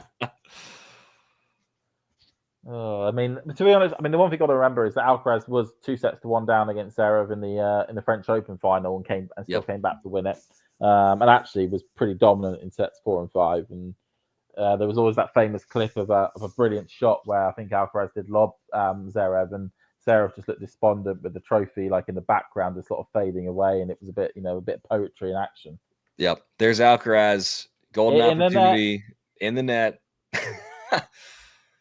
But this is the thing about Alcaraz, and I'm sorry to keep coming back to this. He's not even playing close to the level that he's capable of.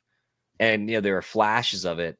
And he's hanging in there with the world number 2 on a huge stage. I got to give a shout out to my favorite new member of the chat today, Jane, who says that we are an amazingly entertaining combo. And I think Jane is far too kind, but we do love the flattery. So thank you very much, Jane, and hope that you enjoy the rest of the stream. Yeah, thanks, Jane. You're a long-time watcher, which is fantastic. Still continue to please be a long-time watcher, but be even better. What a great time to plug. Hey, if you're not a long-time listener, a long-time watcher, subscribe. You're already here. We're like an hour and 20 minutes into the stream. If you're still here, you're entertained. Just give it a like, give it a follow, send it to a friend, whatever. We've already got over 300 people watching this stream on either YouTube, Twitch, or X. So that is fantastic in terms of for certainly an early in the day European time match. And also very early in the day in the US style match. So to get that many people watching in so far is brilliant. It's brilliant to see. I'll tell you this much. I can't speak for the quality of our commentating, but I know this is better than working. So that's a good call for anybody listening. Just getting a bit tensy here. Alcaraz is facing a break point, and you could feel it could be curtains if Alcaraz does not save this here. Yes, indeed. I mean, it's going to be so tough to get a break against Zverev right now. Up, and that's it. And that's it in the net. What is going on with Alcaraz? That's just poor. I mean, it's like a red mist, or in the case of how the background looks, the sort of blue mist that sort of surrounded his head at the moment. You got to wonder how much of this is the fact that he's getting over a cold. I mean, look, nobody plays well with a cold, and oftentimes, it takes saps you of your stamina, maybe a touch of his explosiveness. One thing I'm noticing, by the way, is that Alcaraz has the reverse Nadal going. If you look at his right arm, specifically his right bicep, and compare it to his left, they are like comically misshapen. One looks like the Hulk, and one looks like a normal in shape person. Oh yeah. Why is he? I was about to say, why is he using that hand more than the other? But I think it's really bad connotations. I think. Oh, what a shot by Zverev. Zverev is, every now and then a sloppy point or two, but he seems to be really feeling himself right now. It's like a video game, really. Yeah. He's just, I'm going to stick it on the line, that right next to Alcaraz, and it's going to be a winner. And I just hit it. X squared, done.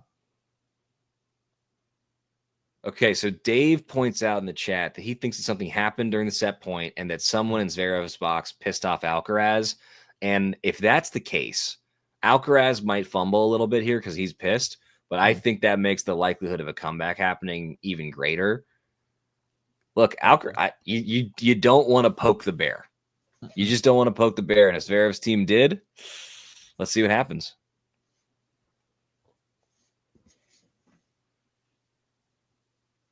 Although this game does not seem to be the game where that's going to happen. 40 No. love. Sarah's like, I'm just going to serve here. I'm, you know, Yeah. boom, boom, boom, boom, boom. Come on, Charlie, what you got for me? Yep.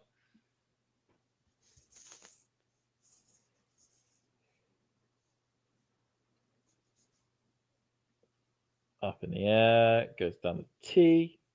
Here we go. Alcaraz moving Zverev around, and then a shank. And that is a shot that many of our viewers can hit. Jeez. I mean, that hits the Jumbotron more than it hits the court. Oh, I hope he like finds it here. I just want to see more Alcaraz, man. Like, you know, I'm a simple guy. I just want to see Alcaraz play more. And if he doesn't win this match, we're not going to see him play much more. Now, I will in Charlotte, the Charlotte Invitational. If you're in the States, come on by. But we will not see him competitively playing for some time. I recognize the player schedule is brutal for them individually. But as a viewer, it's not like there's going to be very long to go without watching. Australia is into January, so like a 2-month lull. But even the lead up to Australia, that's early January. So it's really only like 5-6 weeks of not having tennis. Amazing what there is. I mean, like you say, you've got the Charlottesville event taking place in a couple of weeks' time, and then in what is it? We've got next week. We've got Davis Cup and Billie Jean King Cup action to complete. Then a couple of weeks after, it's UTS, so Ultimate Tennis Showdown in London, which is always a really good event to watch in the off season, I find. And I think at the same time, there's also another. There's some. Okay, so I think there's some weird thing happening. Uh-oh. James, we've lost you for a moment. Second, you have both the final thing, because this should be and all those players going there.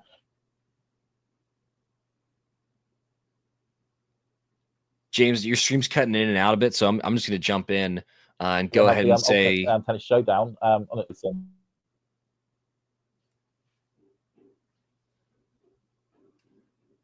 Okay. Again, can you hear me? James, you're cutting in and out. Why don't you try going camera off for like 2 seconds and see if that helps. In the meantime, Zverev is looking really, really strong. He's won 12 of the last 14 points. The graphic they're showing on my screen. He's looking tough. I mean, look, this is what Apex Zverev looks like. You know, he's got the big serve. He's making it a crazy high clip. He's got one of the best backhands, if not the best backhand on tour. And when he's cutting down on those forehand errors, he can hang with anybody, and he can beat anybody. And right now, it looks like he's on track to beat Alcaraz. I do hope that Alcaraz is able to take this to a third at least and make a little bit more of a match of this for the fans. Oh, and it is just me now. Okay, this is the Zach monologue. That's scary. Ooh. Sorry if I bore everybody. Hoping that James will be back shortly and able to join us. And Alcaraz now will be serving for the game. If you've got any questions in the chat, if you've got any wacky tennis theories, hey, it's just us now. We can get weird. Float whatever you got.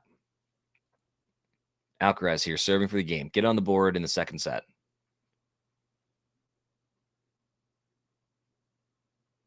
He makes his first. We're in a rally. Zverev with an outrageous that forehand there. You know, for a guy who's not known for his forehand, that's mighty tough to beat. That is mighty, mighty, mighty tough. And we're now at deuce.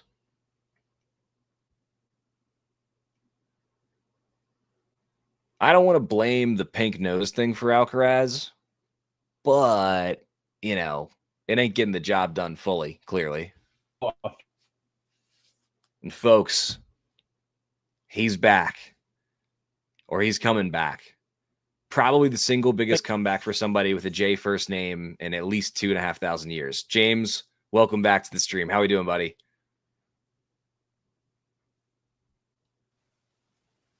You're so back, James. Okay, we can't quite hear you, but you're back on, and we're on the right track, and it's a pleasure to have you back in the mix here.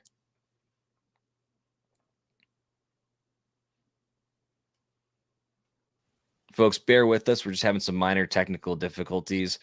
I want to say this is probably not on Talking Tennis. It's probably on the Wi-Fi of the UK, which is not as fast as it is in the United States. Many people are saying. Oh, there goes James again. Dave points out in the chat that getting Alcaraz upset might be a good strategy. He's a good sport, and he might not play great angry. It's true. Look, some players play better angry. Others really struggle with it. And, Alcaraz has said in a bunch of different interviews that he prefers to play when he's smiling. He prefers to be laughing and happy on the court. That's when he really taps into that creativity that makes him so unique. And so I think David raised a good point. I think in all likelihood, Alcaraz struggles to play angry. That being said, hey, you just never know. It's Alcaraz. He can do stuff that everybody else cannot. But I think that in all likelihood, Dave is correct.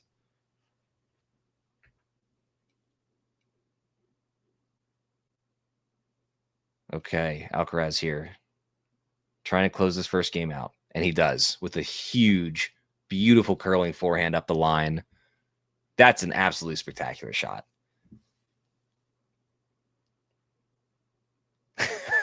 And I'm getting the sense from the chat that folks are pulling for Alcaraz a little bit more than Zverev. Hey, tell us why Alcaraz is your guy. Tell us why Zverev isn't. We love to engage. I think I may be back. You're so back. You've never been more back, James. Sorry about that. I think all you can see is my hat and my glasses, by the way. Look at me. That's okay. My beard has been cut off. Okay, there we go. The beard was too hot to handle yeah.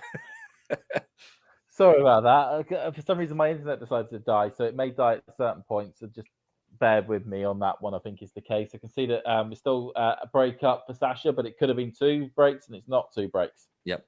Miles asked in the chat, basically, who are we? So this is probably a good time to let everybody else know. Hey, everybody, my name is Zach Chakowski. I'm a amateur tennis player, but I mean, like, I play like with my buddies in the U.S. I'm the host of the Triangle Tennis Podcast, where we focus on men's recreational tennis in the Raleigh, Durham, Chapel Hill, Cary region of North Carolina. And this is my first season on Talking Tennis, which has been a blast every episode. James, tell us a little bit about yourself. Who are you? Where are you from? What do you do? What are your secrets, man? They are a range of questions that now need to be answered. I'm James. I'm 27. I live in Guildford, Surrey, which is just outside of London, or just one of the counties that's dotted around London, dotted on the outside of London.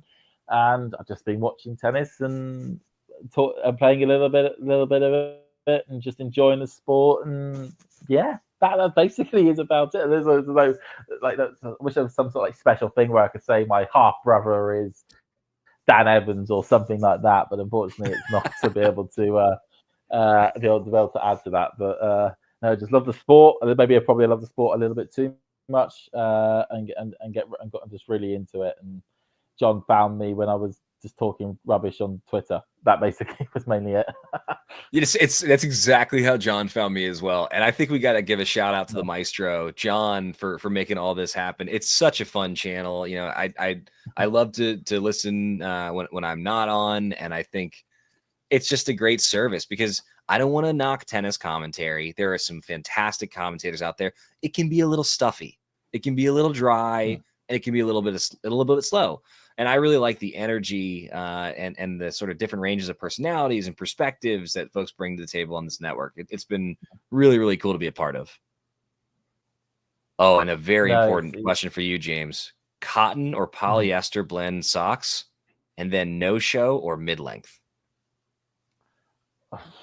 I now feel terrible because I don't know the difference in terms of cotton or polyester. Hang on, give me a tick. Let's have it. Cotton. Even if you don't know the difference, you know the difference. Yeah. Okay. And then polyester. All I know is I just pick up socks at like Primark or something, and then that's basically what I wear. I'm a big fan of the Nike dry fit socks. Those, like in the States, it gets really, really hot especially where I am, regularly above 35 degrees Celsius in the summer, 70% plus humidity. I'm a sweater, the beard doesn't help. Being a big guy doesn't help, and definitely need the wicking materials. Miles, I do not do radio professionally, but I do, for my day job, do a decent amount of podcasting around American politics, and that's been a lot of fun, and also kind of bleak. Not to give away my politics too much, but you must have been a very busy person. But yeah, very busy person the last couple of months. I'll spare people, but yeah, it's been a little weird over here. Very busy, a little weird. No, it's I mean, what state are you in? North Carolina. It's a swing state, and so one of the things that's different about American politics is just the sheer amount of money that gets spent on political advertising, particularly if you're in a swing state. Alcaraz here, by the way, you could tell he's frustrated with himself because he's not fully himself. I don't want to say I know what's going on with him, because I certainly don't. It just feels to me like he's got lingering illness. He's not at 100%. He's trying so hard to get there. He's frustrated a little bit with himself. He's frustrated with the situation. And it sounds like, as Dave pointed out, he might also be frustrated with Zverev's box. So there's a lot going on. We're not seeing him at his best. Yeah, I mean, He just checked out on that last point there. He just went the other side of the court, and Zverev just went up the middle and said, "Thank you very much." Speaking of where I'm from, James, Miles points out that Charlotte, the thing he remembers, they don't serve bottomless mimosas. They actually, in some cities in North Carolina, have changed that law. Where I live in Durham, North Carolina, you can get a bottomless mimosa. If you find yourself in the area, let me know. I'll take anybody in the chat. I also just want to plug that in January of this year, I'll be living and working remotely from Buenos Aires, and I will be looking for a hitting partner. So anyone that wants to, get some like 7-ish UTR action on some clay courts, I'm your guy. Are you staying long enough to watch the to go? Are you staying long enough to watch the 250 there? I don't believe so, because is that March or February or March? Because I leave at the end of January.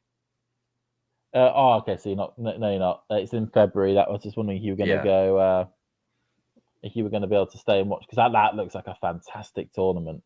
Maybe I can convince my wife. Hey, we have to extend our work staycation in Buenos Aires so we can go to the 250.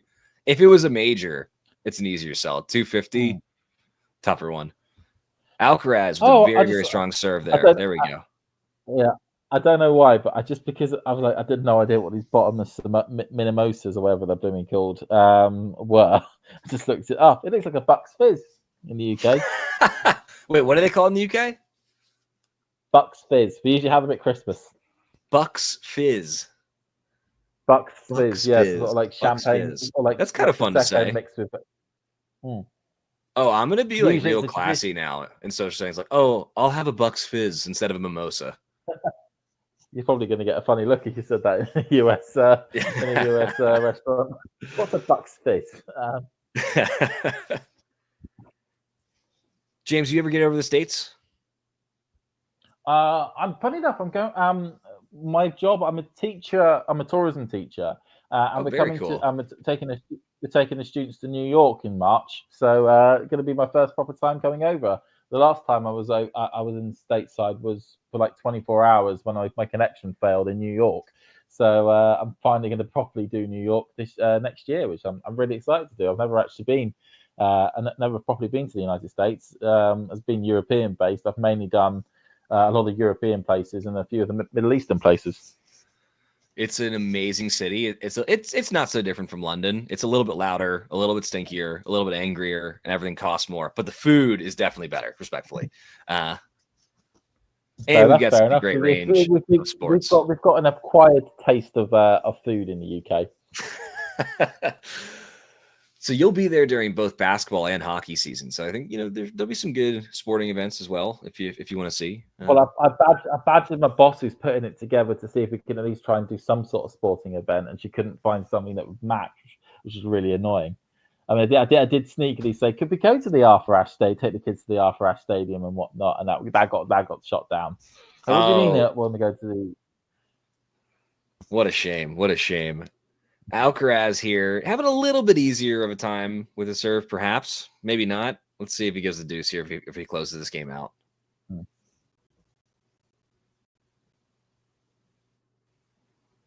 Wow. Okay, there we go. All right, prediction time. I predict that Alcaraz is going to get this break back on this game, and then he is going to go on a run and take this thing in 3. That's my prediction. There's no conviction in that prediction. I want that to be true because I want more tennis, more Alcaraz. I said it. I didn't mean it. I'm going to stick with it, but like with reservations, obviously. Predictions. So you're going heart over head. So what's probably going to happen is that Zverev's going to hold to love and be pretty comfortable then. Feel free to roast me, and that'll just continue to add to my terrible prediction record. No, just a quick question, because you said if I've been to the States, have you been to Europe then, or the UK? Yes, so I actually have family in the UK and Poland still, and so had the chance to visit both. Poland only once, the UK several times. My cousin Mark is from Manchester originally, but he's in London now, in the Canary Wharf area. And it's an amazing city. I love how walkable it is. I love how much better at least last time I was there, the public transportation is much faster than it is where in the States broadly, but especially where I live, where we have really, really limited public transportation. We were supposed to get a light rail in my area. And then an ultra wealthy university came up with a nonsense excuse for how it would disrupt stuff that it wouldn't actually disrupt, and they killed it. It would have been nice. Yeah. We're so car dependent here, just like Alexander Zverev is serve dependent. You're not wrong. No, I've seen some stuff in the States in terms of it being still very car dependent and very hard to get any real public transport outside the major cities these days. Yeah. We're all carrying around guns like Carlos Alcaraz. Oh, hello. I think your prediction it started okay. Wow. It's got the first point. Miles knows the university I'm talking about. And yes, Miles, that is correct. We call them that, in fact, instead of their actual name sometimes. Ooh, and a second serve here for Zverev. Let's see if Alcaraz can apply a little bit more pressure. I mean, that really was a wild first serve, because I've just seen the first serve point. Come on, Carlos. Make it a match for us. Oh my. Folks. Love 30. Oh, hello. Golden opportunity. We haven't had many opportunities like this yet for Alcaraz. There was one in the first game, very few since. 30 love 30. Oh, that just made me want to say a word that I can't say on the stream. Carl, just completely misread that serve. Totally misread it. You look like a mug. You bet you feel like a mug when that happens as well, especially in the big stadium when they're going to go center. Yeah. And then they go completely out wide.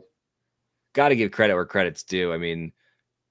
To make a multi-time major winner look that silly is such a testament to Zverev's ability on his serve. Oh. Well. We have 2 break points for Carlos Alcaraz. And I'll tell you this much. Anyone that predicted a break here probably feeling pretty smart right about now.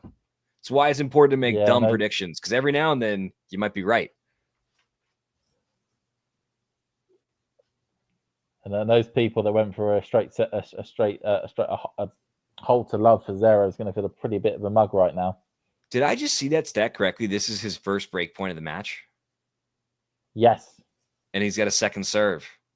He's not going to get a better chance. Well, in all likelihood, will not get a better chance than this. He has got to capitalize. So second serve. He's got to capitalize. Let's see what he can do with this. Well, he did not capitalize. It appears that he has struck the ceiling with the ball. Where did that go? A lot of people don't know this, but if you hit the ceiling, it counts as out. You're not supposed to do that. Yeah. I can hit that shot. It's just his big moment. You could tell Zverev was a bit nervous. Geez, it's the worst thing possible. Framing it, not timing your swing correctly. If anything, I think he had too much time. It seemed like Zverev took a little bit off of it just to get it in play. Great serve from Zverev there, but we're in the point. Ugh, what a wasted opportunity. Sprayed it. Tell you what, anyone that called a break for Alcaraz right now probably feeling pretty silly right now. What a bad prediction that appears to have been. Sean Power says that's why Alcaraz hates indoor tennis, the roof. Damn roof. Oh, that's funny.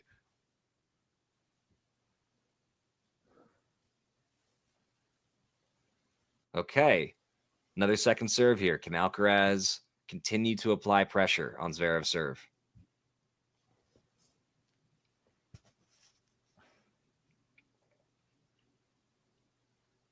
He needs a little energy. He needs a little bit of Lavazza coffee, one of the sponsors of the ATP finals.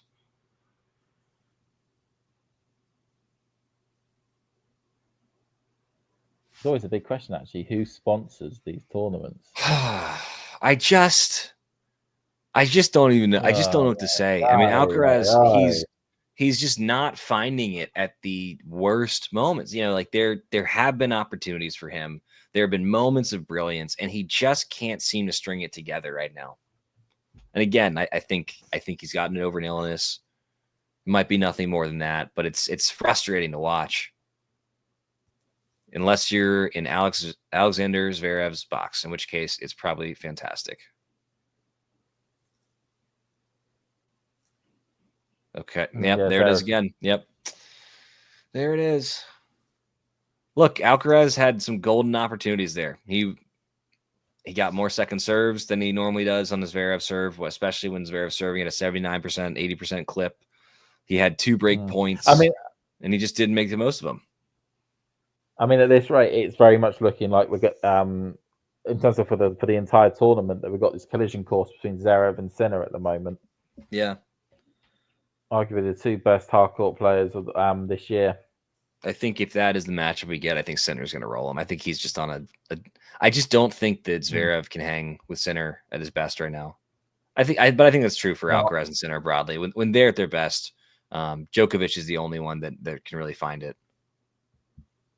Even Djokovic now needs to bring his absolute best level to be able to live with it. Yeah.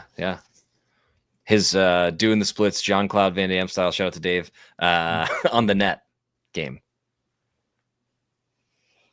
All right, Alcaraz. Let's see if we can get an easy hold here. Let's see if he can flip the script, put pressure on Zverev serves, get some relatively easy holds, find a way to get back into this. Yeah, I mean, because the game's not over. Okay, so you want to break down, but what it takes is a few points, just a few points to go your way on your opponent's serve, and hey presto, Alcaraz decides to do the opposite. At least with that one, he was going for an aggressive shot. In the last game, with the last 3 misses, they were more rally balls than offensive shots. They certainly weren't forced errors. Neither was that one, but I'd like to see him at least go for it. Yeah, it's a neutral ball, and he's just decided to go up in the air, and I'll stick it wherever. Yep. If we've got Miles in the chat, I'd love to know what he's seeing out there. Miles has got a really great tennis mind and absolutely somebody worth following on Twitter as well. Highly entertaining. Ugh, that's unfortunate. Let's see if Zverev apologized. Did he apologize for that? We're going to show it? I don't think he did. I mean, he must have at least.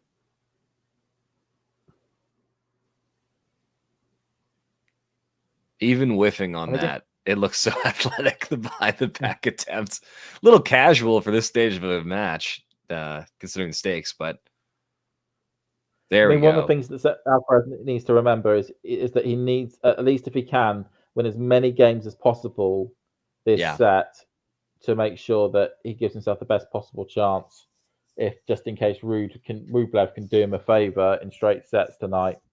Yep. Alcaraz with a very, very tasty swinging volley there. One of the hardest shots in tennis.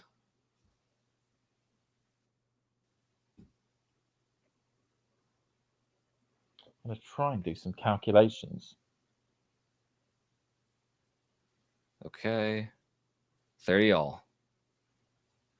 Zverev does not seem to agree with the call here. Is he going to challenge? Is he... I mean, it doesn't seem like it was particularly close. There was more of the ball on the line than off of it.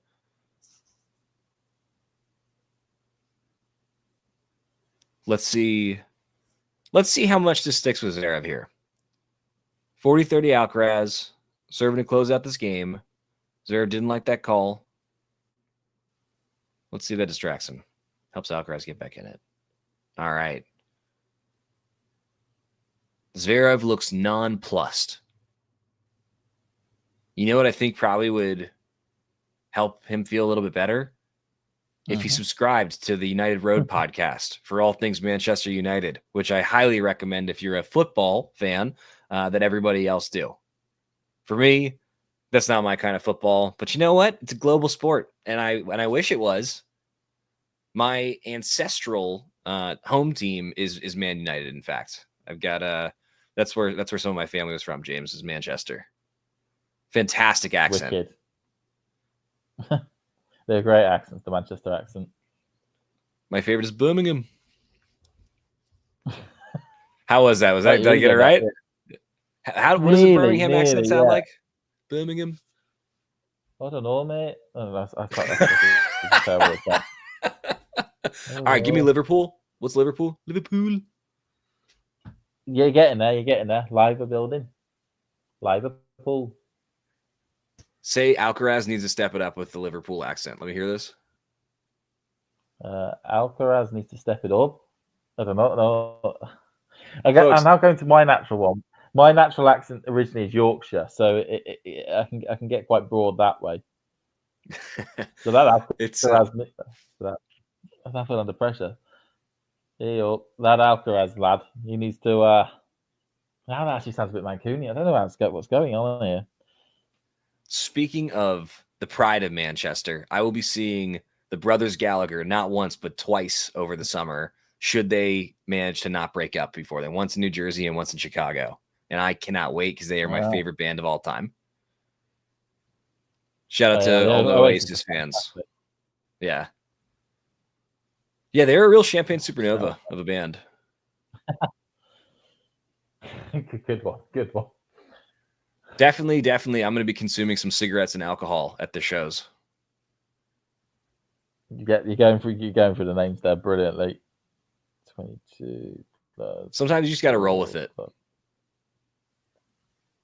Thank you for standing by me as I do this Oasis bit.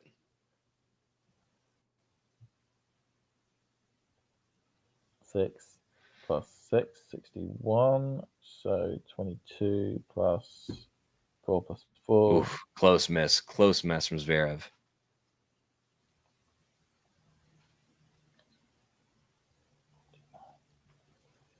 Okay, so it's working out not great. I'm just Alcaraz, doing math. Get it together.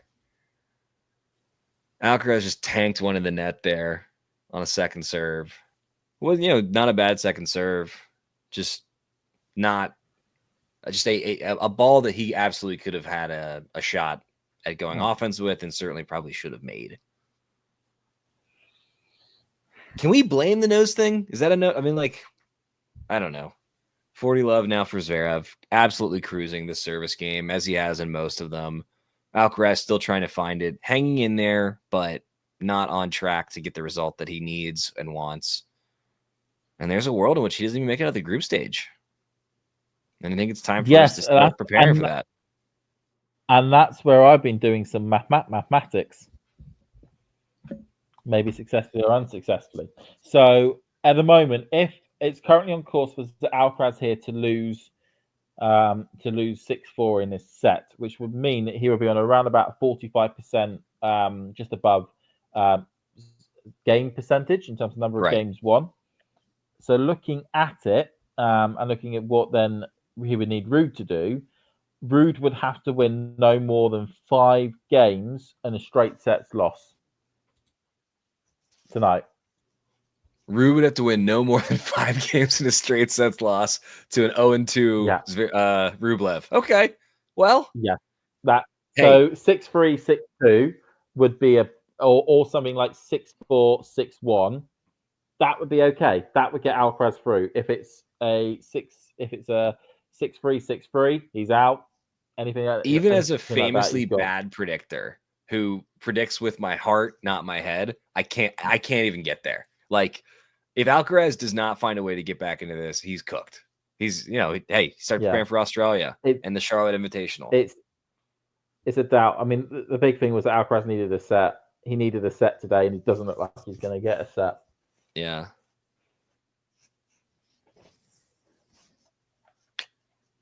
Definitely, maybe.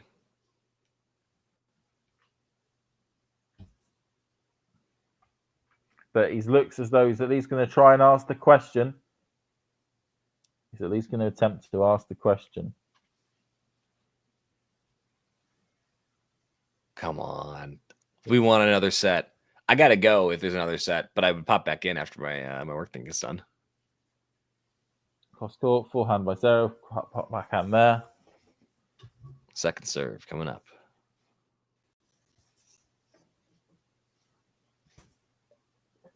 Okay. Tank the volley. Yeah, so in the chat, Dave points out that Alcaraz and Iga have been equally unpredictable for about 6 months. It's like they're both struggling with their tennis identities right now. I agree. The one thing that I'll say that seems different to me, with Iga, she is making meaningful changes to her serve, or has made meaningful changes to her serve. There's a lot that she seems to be trying to grow within her game. And so with Iga, I see a player who's not happy with the status quo, that is willing to take a step back to take 2 steps forward. I don't know what's going on with Alcaraz. I don't see him adding new things to his game. I see him just being more and more mercurial, essentially. James, what do you think? Yeah, I mean, I think the one thing I think the team are trying to work on with Alcaraz, and what we've kind of seen this year, is that consistency. So, although, having that consistency throughout the year, because the last couple of years before this season, he's had real highs, winning Masters events, winning 1 Grand Slam in each of those seasons, but then wouldn't back it up the majority of the year over early exits or surprise exits. Whereas this year, that sort of clay period went from the French Open to Wimbledon to, okay, maybe not, that period, and to the Olympics, he was at least very consistent throughout that period. Of being a very good high-level player, and then has shown at the beginning of the season when it came to Indian Wells, and back in the season when it came to Beijing, the ability to have deep runs at a multitude of different tournaments, and I think that's something the team are working on as much as they can. But when it comes to, as you say, other parts of his game, that second serve is still very attackable. It doesn't look like much has changed from the point, certainly 22, 23. But at the moment, as we're just seeing here, he's just held on to his service game, so he's at least asked the question. It's it's not all over yet. It's not all over yet. Let's see if we can put a little pressure on Zverev here. I think if you steal a point early in the game, anything could happen. Zverev has been up against Alcaraz before and not been able to close it out. Let's see if he can do it. Let's see if we can get us back to a third here. Let's see if he can give himself a better shot at advancing, at least. What's so daunting is that even if he does get the break, in all likelihood, they're then going to a tiebreaker. And Zverev, with the way he's serving, it is just, it's just so tough and a breaker. He has a built-in advantage because he just wins so many free points with that huge serve and the make rate. I haven't seen a stat of who's got the highest first serve make rate on tour, but I've got to imagine when you factor in pace plus make rate, he is in a league of his own at this point. No, I tend to agree. Go on.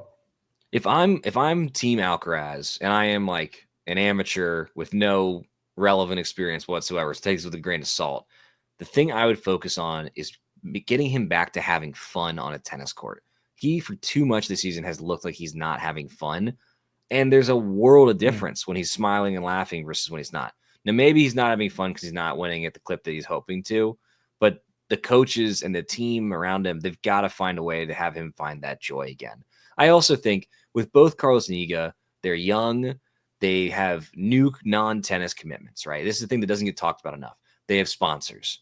They have photo shoots. They have interviews to give. They have all these things that are related to their day job, but aren't actually just playing tennis, right? And they take up time and they take up mental energy. And that's an adjustment as well for any player. And for both of them, year after year, there are more and more of those commitments, more and more of those expectations. And, it's a great way to make a little bit extra money. It's deserved, but it's just another thing to balance. And that's hard. Woo-hoo, okay, maybe, baby. Alcaraz is going to keep himself in it. If he hits a few more of those, holy moly. Right, 3 more of them, Charlie. Let's do this. Just do that 3 more times. No big deal. No big deal. Yeah. Just, outstanding winners as you draw the big man to the net. Maybe a little bit of nerves here for Sasha. Oh, a shank return, but that'll get it done. That'll get the point started. It's good and deep. Another shank that lands in. If Alcaraz wins this point with 2 different shanked balls, Zverev is going to be pissed. Oh, this is just a rally. Oh, big time. Good backhand. This is unbelievable tennis right now. What a point. Oh, what a backhand by Zverev. What a get by Alcaraz. Jeez, what a rally. Oh, wow. What a point. Just gets it at the net. Goes, oh, what a rally for both men. Jeez.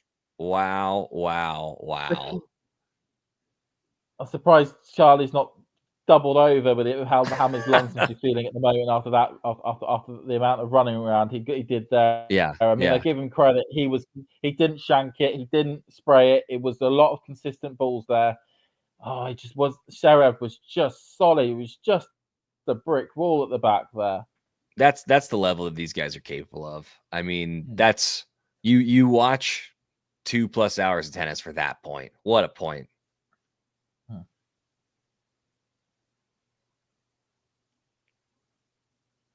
Okay. Backhand by Alcaraz. Cross court. Wow. Get ready for this backhand. Oh, what? Yeah. Right. What? There we go.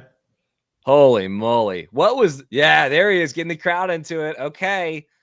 So folks who are listening, for us, we are not able to hear what's in the crowd because we're talking to each other. We're conversing. I've got to imagine it's going nuts in there right now. Like, if you're in the stands, no matter who you're rooting for, you don't want this match to end yet. And Alcaraz, he's showing a little bit. He's blowing a bit there, but let's see what happens here. Yep. Really would like to get himself 2 breakpoint chance if it's at all possible. If they're at the French right now, the umpire would hit the fans with a s'il vous plaît.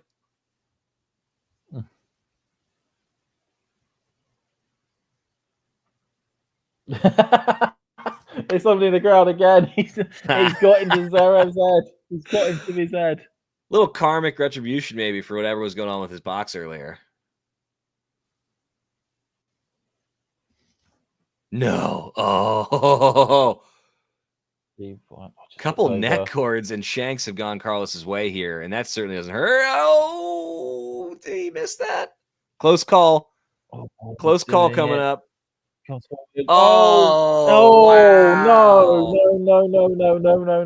Wow. You hear that tennis is a game of inches. Tennis is a game of millimeters. That was so close. Okay, we're at 30 all. We are 2 points away from the stream ending, and we are 2 points away for it going for a lot longer. Anything could happen. That's why tennis is the most perfect scoring system ever devised. Fact. You can't run out the clock on tennis. You can't park the bus. There's no parking the bus in tennis. Good football reference. Gets it you back. Can't. Forehand. Oh, what a rally. These backhand rallies. Oh, wow. Oh, the angle. He left it all out there. Look at how hard he's breathing. Oh, what a get by Zverev there, though. I mean, Alcaraz is on the floor there. But what a get. Alcaraz thought he had it, and Zverev just was able to dig it out of the corner. I mean, he needed pretty much a JCB drill to get that ball out of the corner there to get it cross court, but he did so. Charlie couldn't get to it as much as he is, Wow. what's that cartoon character from Looney Tunes? Go Gadget. Inspector Gadget. Not Gumby. No, from Looney Tunes. The fast one. Barney. Beep beep. What's his name? And that's it. Wow, that second to last point. I mean, that was a remarkable tennis shot by Alexander Sasha Zverev. That was, was that consistently at their A game? No, it was not. Were there some unbelievable points? You betcha. I just feel so lucky again to be a fan in this era. The talent we're seeing. Roadrunner. It's a Roadrunner. Sorry, there we go. There we go. I don't know why I said way to close the loop. I was like, question for you. Go on, carry on. Sorry, Zach. That was I'm just so happy I worked out who that cartoon character was. I don't know why. That's how long the match felt and how emotions it kind of put through us. Carry on.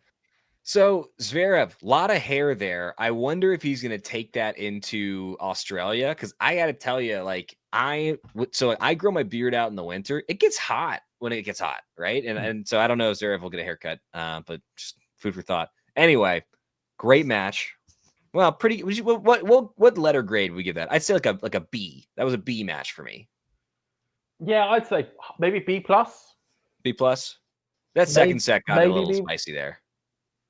I think what stops it from getting into the A's is the unforced errors from Alcaraz. That didn't help. But interestingly, as we now refer to how this affects the table, we can now cut off half of this, which is Alcaraz winning anything. So effectively, by the looks of it, so effectively, Ruud's in a very good place today. If Ruud is able to win one set, he is through to the second round. Through to the semi-final. If he's able to even lose, so if he gets one set, he's through.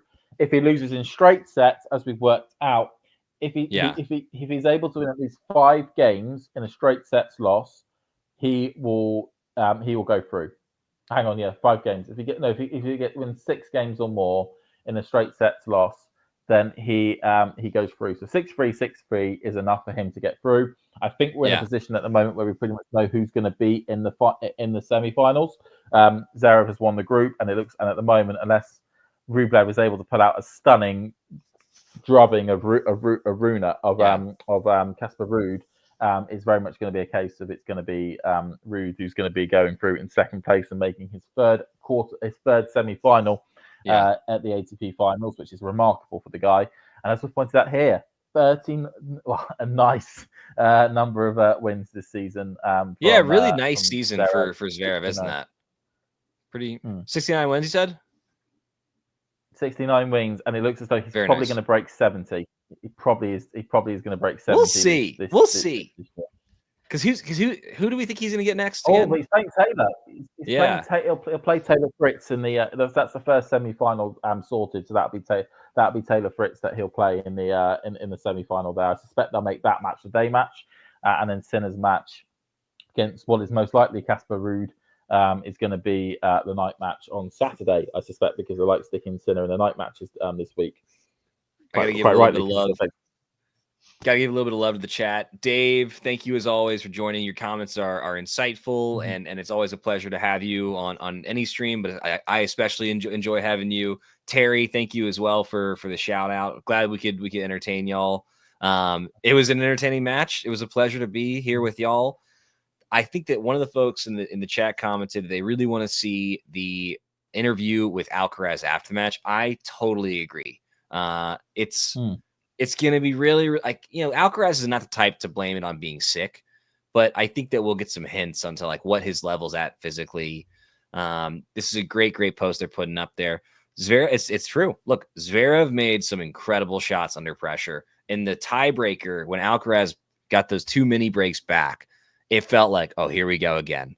Alcaraz hung in there. Now he's going to find a way to get over the hump, and he couldn't. When Alcaraz was at 30-30, at 5-4 in the second, it's like, okay, he is 2 points away from being back in this match, and Zverev needing to recalibrate his expectations for how long he's going to be on the court.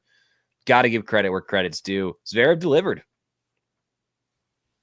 No, Zverev did deliver, and he's delivered all week. He's delivered all indoor hard court season. It feels like, as you say, it feels as though we're going to have it's all going to collide on Sunday when we see the German versus the Italian battling it out for the ATP title. This is Taylor Fritz erasure, and I can't stand for it as a tennis fan or as an American. Come on, man. Fritz can get it done. And if there's any player who could disrupt it all, it is him.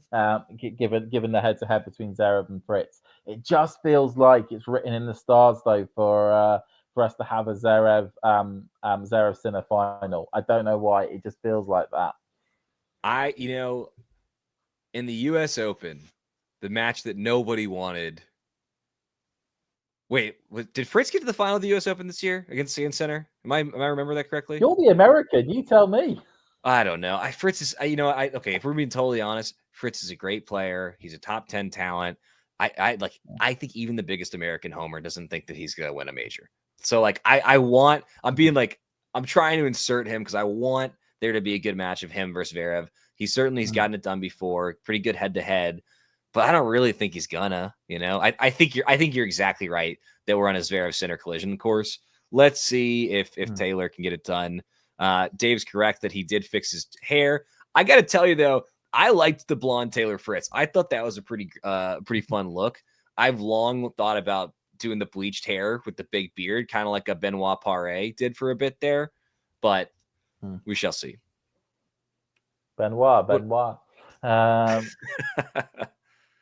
Okay, so the Morgado post here is helpful. Ruud needs 1 set or 7 games. Look at that hair. Yeah. Oh yeah. It's like long-haired Slim Shady from back in the day, for those of y'all that remember. Yeah, so let's find out 1 game or 1 set or 7 games, and hey presto. So okay, so not as dire as 5 as I worked out, which probably shows us how bizarre, bonkers this system is. That I get one amount of I get 1 number, and then Morgado gets another, and we still don't know what would happen there. But all we know is that if Casper Ruud tonight wins 1 set, he's through. Simple as. Hey, they're showing this stat right now of the winners unforced errors. Zverev 29 winners to only 19 unforced errors. Alcaraz 26 winners to 29 unforced errors. That'll make the difference. Oh, look at this with Carlitos, the big throw. Big throwdown. Oh yeah. His form is actually pretty good. I think he could have been a decent baseball player if he'd been born in the States. Like you'll notice the front foot extension. You'll notice the push off the back foot. He's squared his shoulders without over rotating. That's actually, that is legitimately pretty good throwing form. So in your place, it'd be a baseball player. Over in the UK, it would be a cricketer. It's all very bat and ball. He was a bat and ball man. Yeah. I'm not much of a bowler, but you give me that bat and I'll hit it. Wicked. Okay, so we will wrap up here because I know that there'll be other people that maybe want to tune in to see how Świątek's doing in her match against Kvala Badosa. And the way which I think it currently stands, if Świątek wins, then Poland are through to the quarterfinals in the Billie Jean King Cup. And of course, there's a couple of matches still to take place later on tonight as we all wrap up the main ATP season. As it comes to a feels like a very quick end, certainly when it comes to the ATP finals. So it's great to have you on, Zach. Hey, it was such a pleasure, James. I hope we can do this again sometime soon. And thanks to everybody that joined and hung in there with us. Yeah, and either join on to the other stream to hear about Świątek, and or join us later on for the next match, or certainly the matches over the weekend. And goodbye. Bye, everybody. If you enjoyed this video, make sure you hit that like button. Don't forget to subscribe and click that notification bell so you don't miss out on all things tennis. Ready? Play.